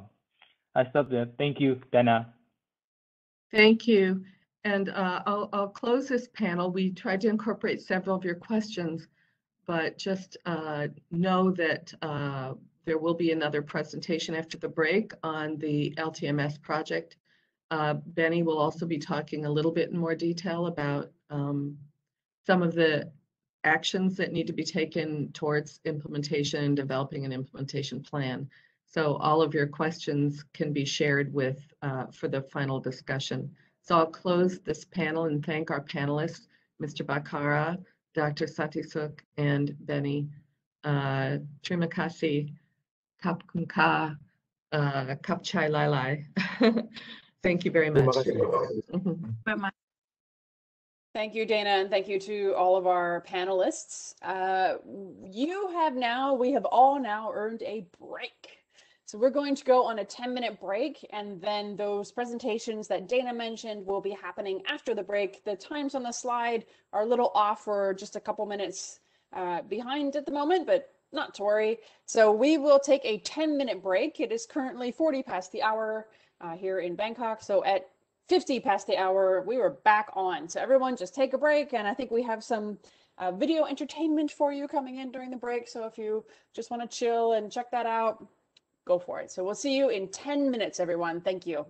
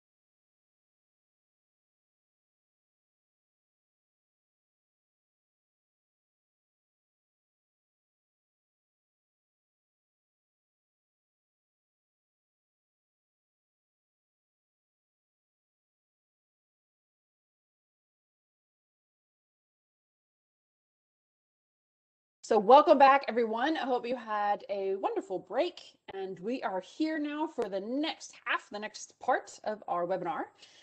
I would like to start by inviting Dr. Santisuk Pimpachan, the Deputy Director General of the Department of Energy Policy and Planning for the Laos Ministry of Energy and Mines, to give a presentation on lessons learned and implementation challenges on Laos, Thailand, Malaysia, Singapore interconnection from Papua perspective and experience. Please go ahead, Dr. Santisuk.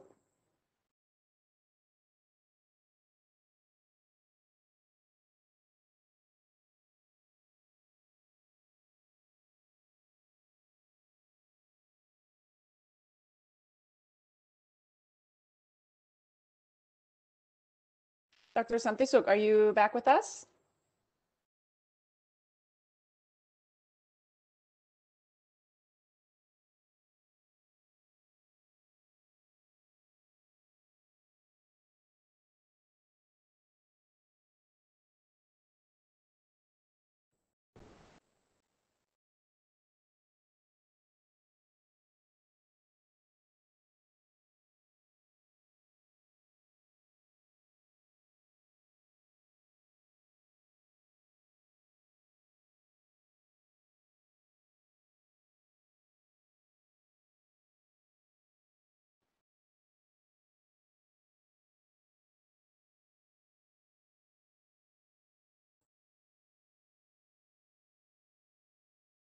Dr. Santisuk, have you come back? Are you with us?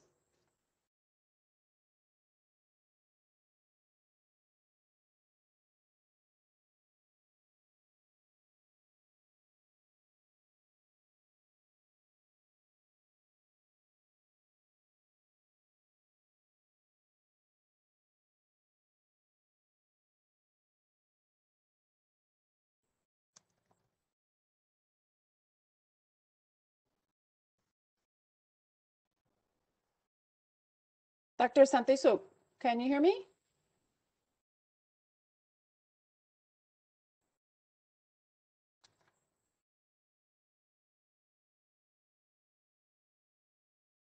Okay, maybe Dr. Santisuk will reconnect here. In the meantime, let us go to our next presenter, and we can circle back to Dr. Santisuk when we've reconnected with her. Oh, there she is. Dr. Santisuk, are you here? Yes, okay. So I invite you to start your presentation, please. Yes, okay, please show my presentation. Sorry, just walk out a bit, yeah, sorry. Yes, good morning, ladies and gentlemen. My name is Santisuk Pimpachan.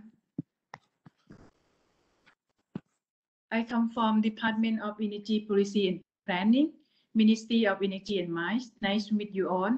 Today, I'm going to present about the lesson learned and challenges of implementing multilateral power trade LTM SPIP.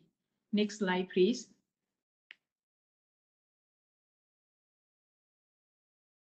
Yeah. This slide shows you the background for the LTM project. First, when we have the idea for LTM PIP, was modeled during a special summit in Manado, Indonesia by December 2013. The idea is to transfer power up to 100 megawatts from Laos PDR to Singapore via Malaysia and Thailand by using the existing transmission line grid network. LTM SPIP will serve as a pathfinder to complement existing effort to avoid the realizing the APG and the ASEAN Economic Community AEC by create opportunity for electricity trade beyond the neighboring border and expect to help the identify and resolve the issue effect on the cross-border electric trade in ASEAN. LTM PIP working group have 4 technical task force was formed in the November 2015 and look into technical, commercial, legal, and tariff aspect of the project. Next slide, please.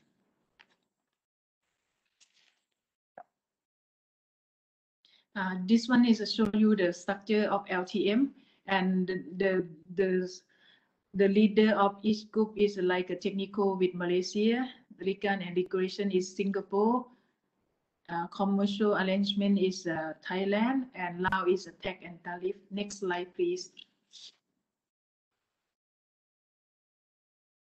This show you the technical task force complete study by 2016, and we have a finding the study, and we divide with the phase one is a 2018 to 2019. This is a recon is the pilot project for the Spirit of ASEAN. Is a power trade up to 100 megawatt between Laos and Malaysia. Laos export to Malaysia via Thailand transit, and we have utilized the existing network and interconnection. And phase two or beyond by 2020, this is a will include Singapore when the second interconnection cable between Singapore and Malaysia is back in service. Next slide, please. And this is show the signing the MOU from the phase one at the 34th RMM. And we have the scope of cooperation to exploit the technical economic feasibility and viability for the cross-border power trade of the up to 100 megawatt from Laos PDR to Malaysia using the existing interconnection, exchange information on existing and plan for the electricity generation source and electric demand with each respective participant, identify the legal and decoration issue, explore the possible of the commercial arrangement for cross-border power trade. The valid MOU is about 5 years until 20 September 2021. Next slide, please.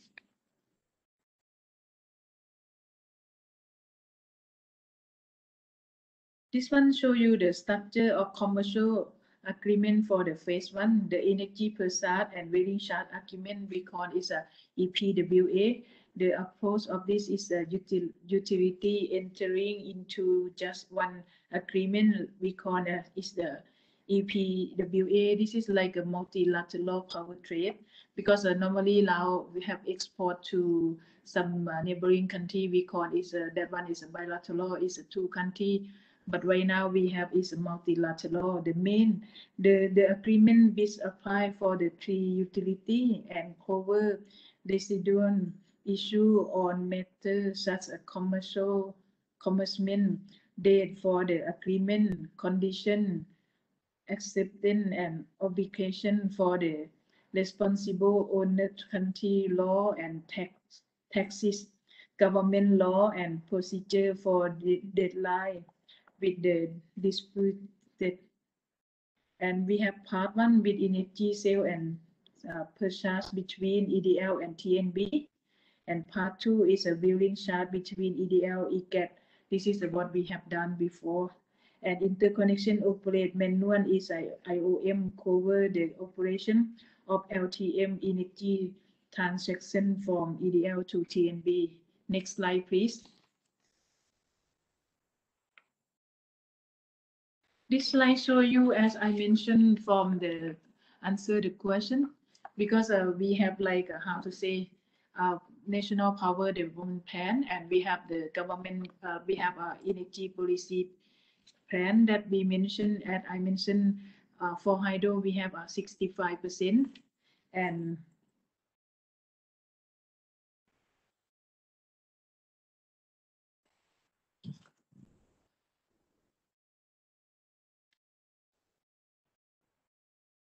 thermal is about 30%, and RE is about 5%. And our plan right now, they have some company is a sign MOU to do the study for solar, wind, and also biomass.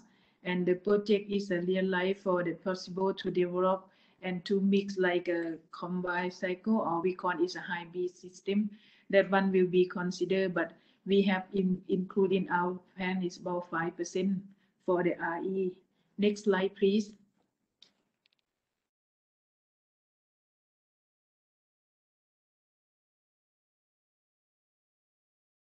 This slide shows you for the interconnection as we have right now. We have interconnection with EDC is a Cambodia, EVN is a Vietnam. This one we have the interconnection with the near border like 35 kV or 22 kV and also 230 and 115 kV. And we also export to Myanmar for 22 kV medium voltage and export to Thailand with from the EDL system 115 kV and IPP direct export with 230 and 500 kV and also connect with China with 110 kilovolt. This is on we have interconnection right now. Next slide, please.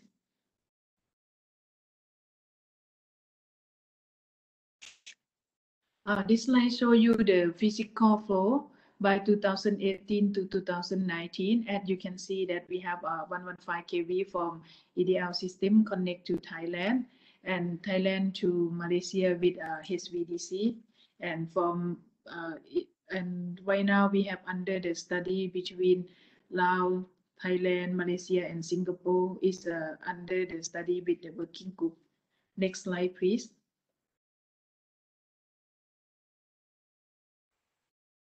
Yeah, this one is to show you the commercial arrangement for the phase one.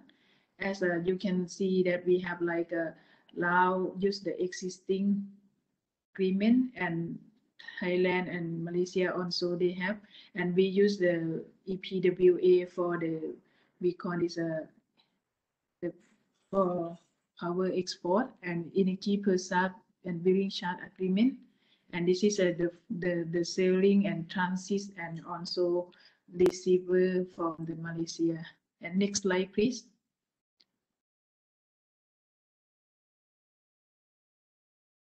And this slide show you for the LTM PIP 2.0, and we have many meeting for the consultative for the team with the working group, and we also have discussed more for the power export to Malaysia and continue for export to Singapore. Next slide, please.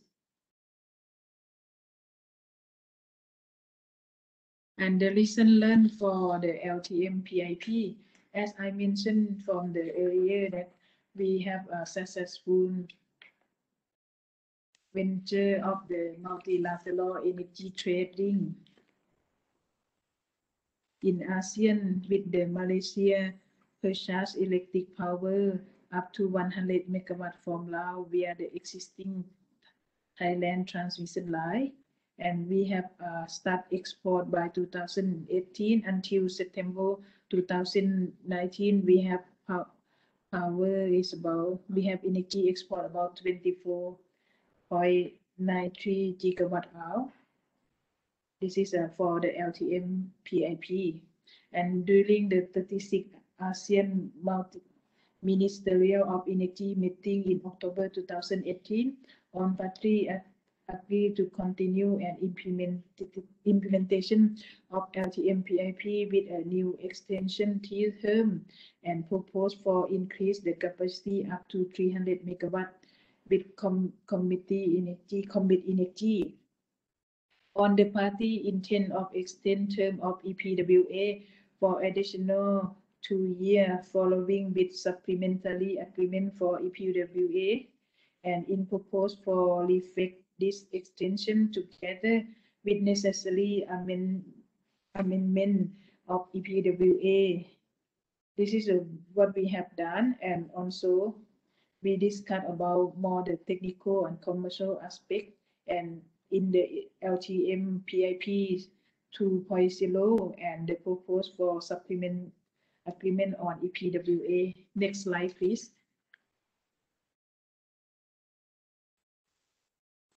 The way forward for us, because right now we have under the study together with Singapore, we call this LTMS PIP, and we have start for the working group working, and what we have the requirement is to import and sell electric in the to Singapore wholesale electric market commercial arrangement. We also have to focus for how to do the commercial with the bidding process, we have to sell with a fixed price or something that we have to consider, and also the possible of contexture of the framework to import electricity from Laos to Singapore with tax and tariff structure.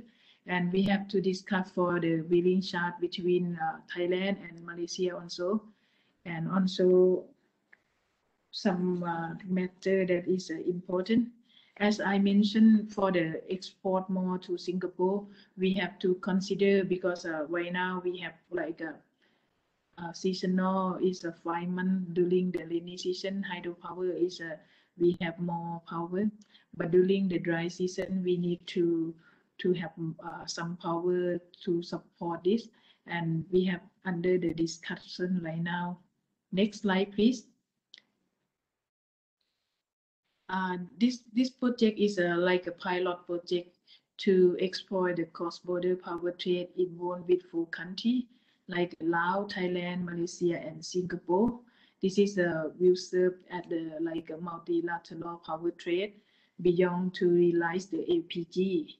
The challenger, this one we have to thinking about the technical, how we improve the system for export, and the second is also financial support and legal and regulation when we have power trade in Singapore, how we do for the bidding or fixed price export, and also harmonization for the standard. This is what I have been for you from our lesson learned that we have. This is on my presentation.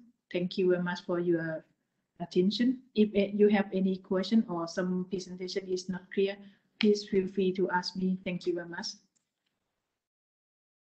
Thank you very much, Dr. Santisuk, for that presentation. And to echo what Dr. Santisuk just said, again, if you have questions, please do put them in the Q&A, because time for some discussion is coming. But first, I would like to invite back Benny Suryadi to do a quick presentation on the process, activities, and timeline for developing the implementation plan. And after that, we're going to have a bit more time for discussion. Benny, go ahead, and maybe keep your video off so we have better connection, yeah? All right. Thank you, Jen. I hope my audio is okay. So with the interest of time, I will try to make the presentation shorter. So if we can go to the slide number 4 or slide number 3, so we can just skip this point. Again, it's also skip this part. We'll go to the slide number 3, where I re-emphasize it again, that currently we have, yes, this slide, currently we have the current ASEAN Interconnection project. This is the result from the AIM-2, and then it's being progressing with the countries in the bilateral basis. And now we aim for more interconnection, not only bilateral, but also multilateral, by utilizing the high technical potential on VRE that we have in this region, be it coming from the solar or coming from the wind. Next slide, please. So that we could able to ensure to have more installed capacity in region to fulfill the demand of the region on the electricities. I mean, if you look at the various scenarios, they can see that how much the installed capacity needs to be injected in the region, or we can look into the 2025, around 4.5 years from today, the significant amount of wind and solar, so around to need to install at least 63 gigawatt of solar or 58 gigawatt wind of require in order for us to achieve this regional target. But then move to the next slide as we talking about this interconnection that is being presented before. So this slide makes to answer the question on how we facilitate the interconnection in the short term or a target that we have up until 2025. as you can see in this slide, this cross-border transmission line was taken from the ASEAN Interconnection projects as shown before. It is being approved, being negotiated, being implemented by the countries. The AIM3 findings show that its cross-border transmission line maximum potential in gigawatt per year. So you can see that how much the numbers in each countries, but in total it will able to generate for 31% of the total installed capacities, meaning that we are going to have 19.2 gigawatt solar and 6.5 gigawatt wind installed by 2025. To accommodate this need, the existing interconnection project in the region must be retained, but the current plan for the AIM3 will unlock the potential of power trade up to 66 terawatt hours in region. Next slide, please. And this one is move a bit with the uptake target scenario. So this slide shows the updated cross-border transmission line capacity for all of ASEAN member states, reflecting the finding from the AIM3 studies. This cross-border transmission line was taken by considering the new short-term target, which incorporate the resource potential, which is already presented before. As suggested, finding exposed so much benefit for the ASEAN member states, and this will unlock the power generation diversification with the cleaner energy resource as a possible option, and eventually unlock more private sector investment opportunity, which could also participate in creation of the more robust of the ASEAN energy connectivities. Next slide is moving from 2025 target to 2040. So it's a bit longer time scale that we have. Is so we were expecting to continue our efforts looking for possible interconnection in ASEAN countries by 2040s. I understand some participants asking that where is Philippines in this landscape? In 2025 maps that you see before, Philippines is not included. We found it's very challenging, be it technically or economically, for Philippines to be on board in this regional interconnection. But in under 2040s map that we can foresee the connection in region, there's more number is being injected and more countries being interconnected, and is included Philippines. So under this arrangement, based on our finding, by 2040 is around 100 gigawatt solar and almost to 17 gigawatt wind installed capacity could exist by 2040s to support the power system in region. We see significant amount of the existing interconnection projects by region could be upgraded, assuming such technology will be reached both for wind and solar, and as well as the interconnection, so that potentially we can trade the power in region in total up to 200,000 gigawatt hours. So again, we could see unlocking more involvement from everyone, including private sector investment, is very crucial in pursuing the established ASEAN power grid in region. And next slide, just to show you again on the cost that we are looking on this possible scenario. Again, the question is who are going to cover it. We are together expected to cover it with the strong involvement from the private sectors. But what we are trying to show is to convince that there will be a necessary for private sector involvement in achieving this robust ASEAN power grid in more efficient ways. we see that the interplay between interconnection be it on the build cost for the power plant, the thermal and renewables, VRE, that's interconnection cost, the fuel cost and operational cost, definitely the opportunities for the investment. So if we can push to look into one scenario that we aim for the scenario that ASEAN Renewable Energy Target scenario, because it also provides most compromise cost among all the scenario. Next slide, I will skip for the next slide is already mentioned, and just to emphasize what is the benefit. But then I move to the question is being addressed by many participants as well. Then what's next? What's next? What is the plan? Who are going to play to implement it? And when the study of AIM3 will be released to the public, so we can directly engage, so a private sector can fully involve on this. Now we are in the phase of the completing our phase 2. If you remember that we have phase 1, phase 2, and phase 3, and then now we are finalizing scope of the AIMS phase 3, where we look into the grid code and technical standards, and then multilateral electricity markets. Some of you is also asking that whether the political or technical question will be a challenge. So this is where we are addressing this.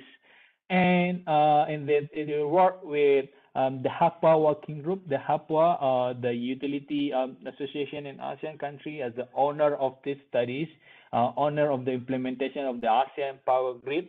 But perhaps you're also familiar, we have 5 working group under the HAPA. So HAPA working group 3 and 4 will be very much a leader for this implementation. Then we also look the plan for setting a renewable energy target for ASEAN, how to achieve a new short-term RE target, how to set a long-term RE target with the intensive consultation with the lead of RESSN focal point. So RESSN is the focal point of ASEAN who are responsible on the renewable energy plan for the progress of our RE target in the region. And then it's also responsible to do bridging from the policymaker with utility experts on translating the regional finding into the national one, in translating it into the power development plan in each country. Then the box on the right is to promote the RE investment in ASEAN. We have 42 plus 20 sites that being identified. We are very happy to see the interest of the participant on this site selection. So it's expected to be finalized. So we are in discussion with the countries to conduct more studies on that. So we'll be able to provide a clear opportunity for the private sectors to continue to get commercial interest and work with the donors and international organizations to support to finance these projects. We have around almost 100 gigawatts of the potential RE projects need to be commenced from today until 2025 to achieve the target. And for this, we work with the RESSN, and then we will engage the private sectors. Then to support the transmission interconnection, the box that you see in the below is being led by HAPA Working Group 2. It's being chaired by the Thailand EGAT. So we will work with HAPA, with Pak Bakara, all that to identify and prioritize the interconnection lines and conduct the pre-feasibility studies, and then lead for the financing discussion. The last slide, please. Next slide. So it will be my last slide to respond to the question is when the study is going to be released. We are continuing the discussion with the countries, the senior official. It will be brought up to the HAPWA. It will be presented to the minister level this September, and then it will be also released immediately to the public, so everyone can have a full understanding, a full document of this studies, which is mentioned earlier, is more than 3,000 pages with a very detailed information that will be very useful for everyone, including the private sector, to engage for the commercial projects. And then, so then from that, as being mentioned by Pak Bakara, they're being translated into the uptake as a commitment of the region to move forward on this. That will be the end of my slide to show that about the plan to implementation of the AIM3 studies and how we see the involvement of private sector to support. Thank you, Jen. Thank you, Benny. And don't go anywhere, Benny, because the Q&A is coming, and we're going to turn that back over to you. For everyone listening, if you have questions, please do put them in the chat in the Q&A box right now, because we want to have some time for a bit of discussion about this implementation plan or anything else that you've heard throughout this webinar. So Benny, I'm going to turn the Q&A over to you, and Dana is standing by to assist you to run the Q&A as needed. So go ahead and feel free to look into the Q&A questions and address some that are there. And those of you who are sitting with questions, please do type them in so we can get to as many as possible. Thank you, Jen. That's gonna be. Then feel free to also chip in. That's gonna be some question I already answer in the presentation. So I will try to also go through the others question that we have. I mean, it's gonna be some question asking about the lesson learned from LTMS. This is already mentioned, presented by Dr. Santis, but to add on that one, that LTM or noise being expanded, LTMS is being considered as the pathfinders for us in implementing the ASEAN power grids. The list that you've seen before is a lot of bilateral projects, and now we really aim to have a multilateral project. And the success of the LTM, which is now being translated LTM as it's being presented by Santi, is very much provide a reference for us on how we can work as a region to implement this. And also the question, is there an organization that's responsible to regulate for the dispatching electrical power between the countries? And I will respond it theoretically. I mean, it's going to be definitely yes, there is a need for an organization that's responsible on this. Now we are trying to find out what is the right form for ASEAN. Previously, ASEAN Hapua, with the support from the area, conduct studies to identify about the ATSO, AGTP, ASEAN Transmission System Operator, and ASEAN Generation Transmission power plant studies that being identified what is the necessary institution to move forward with this multilateral power trade.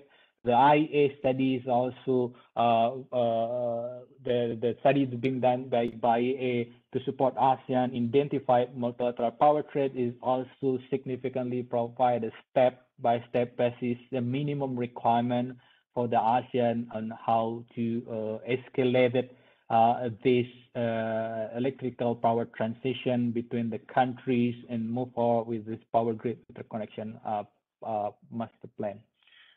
And I hope that respond to the some question that's being addressed about who running what, who's taking a lead. The question also Pak Bakara is also mentioned that there is a role for each party in the ASEAN scheme. So we have Hapua as the group of utilities, the project owners. We have also APGCC, in case you are not familiar with this naming, ASEAN Power Grid Consultative Council. So it's a group of utilities people, a group of policy makers that oversee this ASEAN Power Grid Studies. There is also ACE, our institution to support as the implementing agency, conduct studies, engage the discussion with the countries, and of course, it's going to be with the supporting partners, development partners, donors like we have with USAID, with the others to support the financing of the projects, as well as the private sectors to support the implementation of this. That's also the question that I look and another question that I could also take the LTMS PIP Technical Task Force. This is a group that formed by these 4 countries. The group is representing by 4 countries coming from the utility expert, the policy experts being engaged directly, supported as well with the HAPWA coordination, and being reported directly to the minister. It's a lot of questions that are being shared. Thanks for that.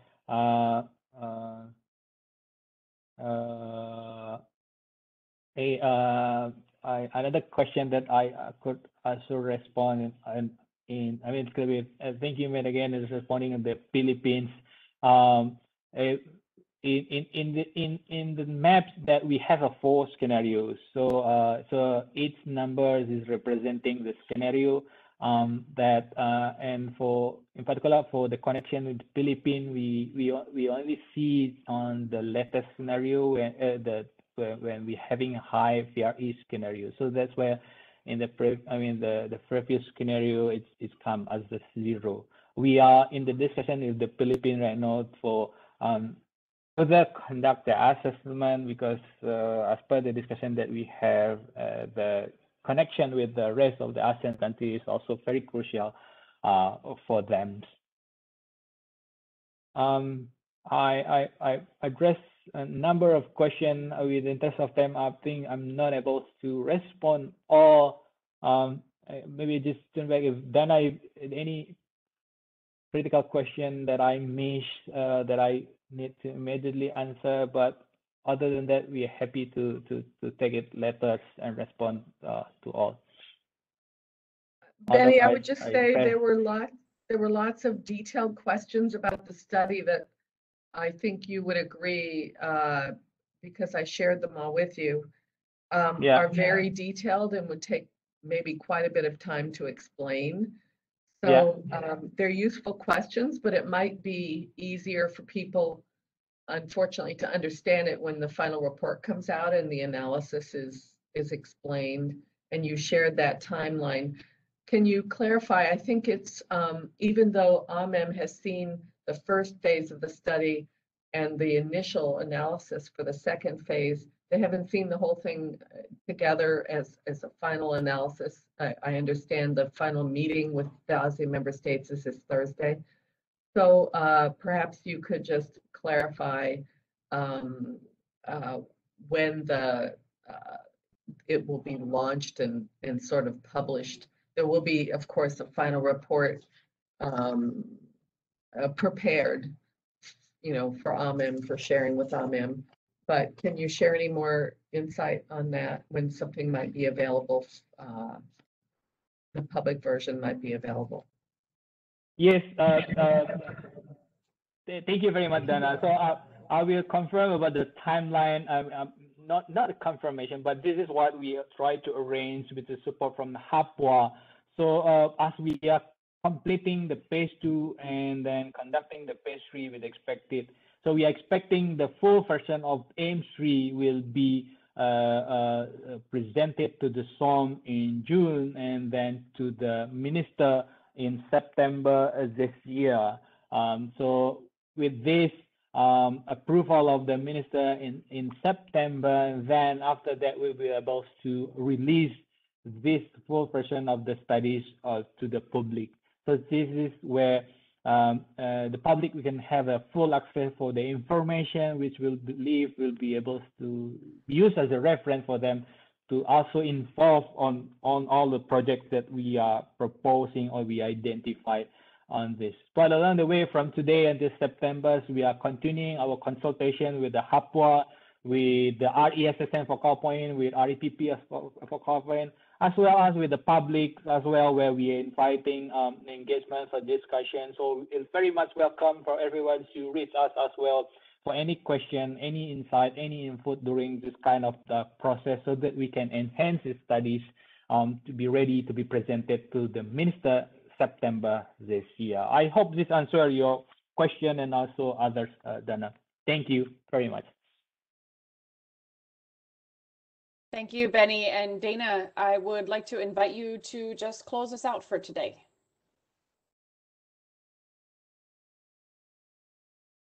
With some closing remarks. Thank you, everyone. I would like to thank all of our participants. There was lively set of questions, lively process for submitting questions, lots of detailed questions, and really overarching important questions.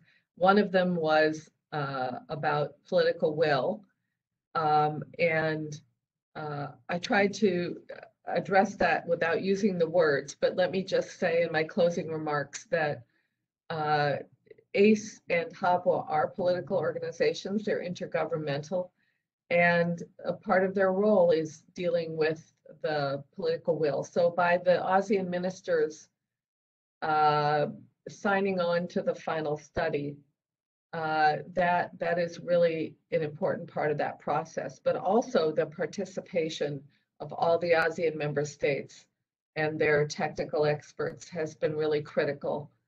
And I would say that's what we're presenting today is the result of a couple of years of work of very qualified analysts, experts. We have had a technical review group that includes the Hawaii Natural Energy Institute and the National Renewable Energy Lab in all aspects of the study, and some participation also by ARENA and IEA. And so we've come to the end of a study, but not just the beginning of implementation. I'm sorry, I'm not looking correctly into the camera. I realized I moved my laptop.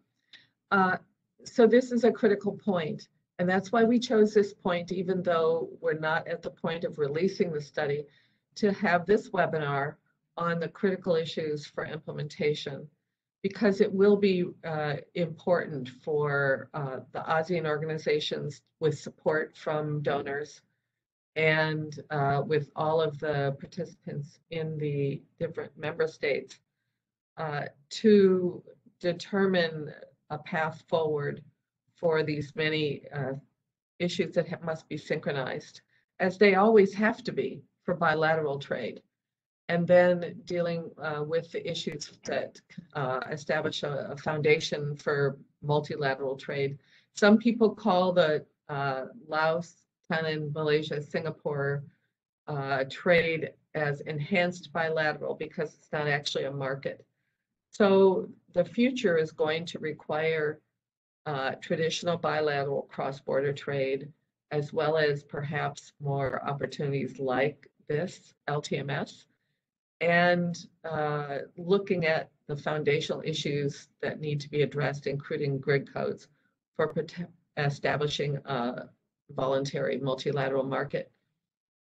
This is one of the first steps that's recommended. It's been done for the GMS, looking at a regional basis. It is a huge leap forward from what was done in the previous AIM studies, which does, as you heard from Mr. Bakara, feed into the plans for the ASEAN Power Grid. But it's so much more than that. It's also looking at how does the ASEAN organization influence and interact with the different countries and what their plans are for the future, both in terms of what's going to be built in their countries and how much they might trade with each other, and how it benefits not only the trading partners, but all of ASEAN.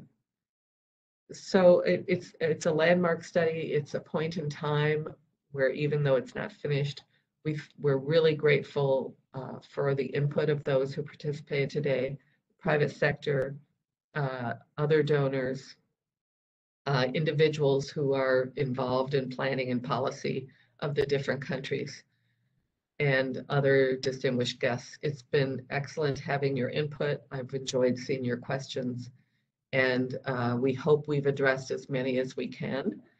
Implementation is the next step, and that's what ACE and HAPA will be focusing on, is for the first time, not only creating a study that says, here's the grid that's needed, but really understanding what the implementation plan needs to be.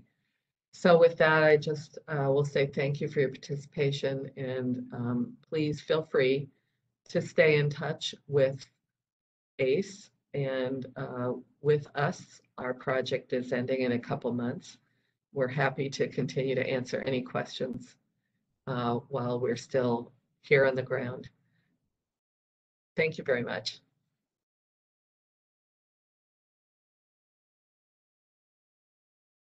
Thank you, Dana, for those closing remarks. And thank you, Jen, for moderating today. Thank you to all of our speakers and everybody that came to be on our panels and provide opening remarks. Thank you to all the attendees. I do want to alert everybody to the fact that when you sign off, you will see a post-event survey. So this really gives us an idea of how well we did and what you liked about this, and how we can help you further. So please participate in that. And then all of the slides and recording will be available at the end. So look out for that.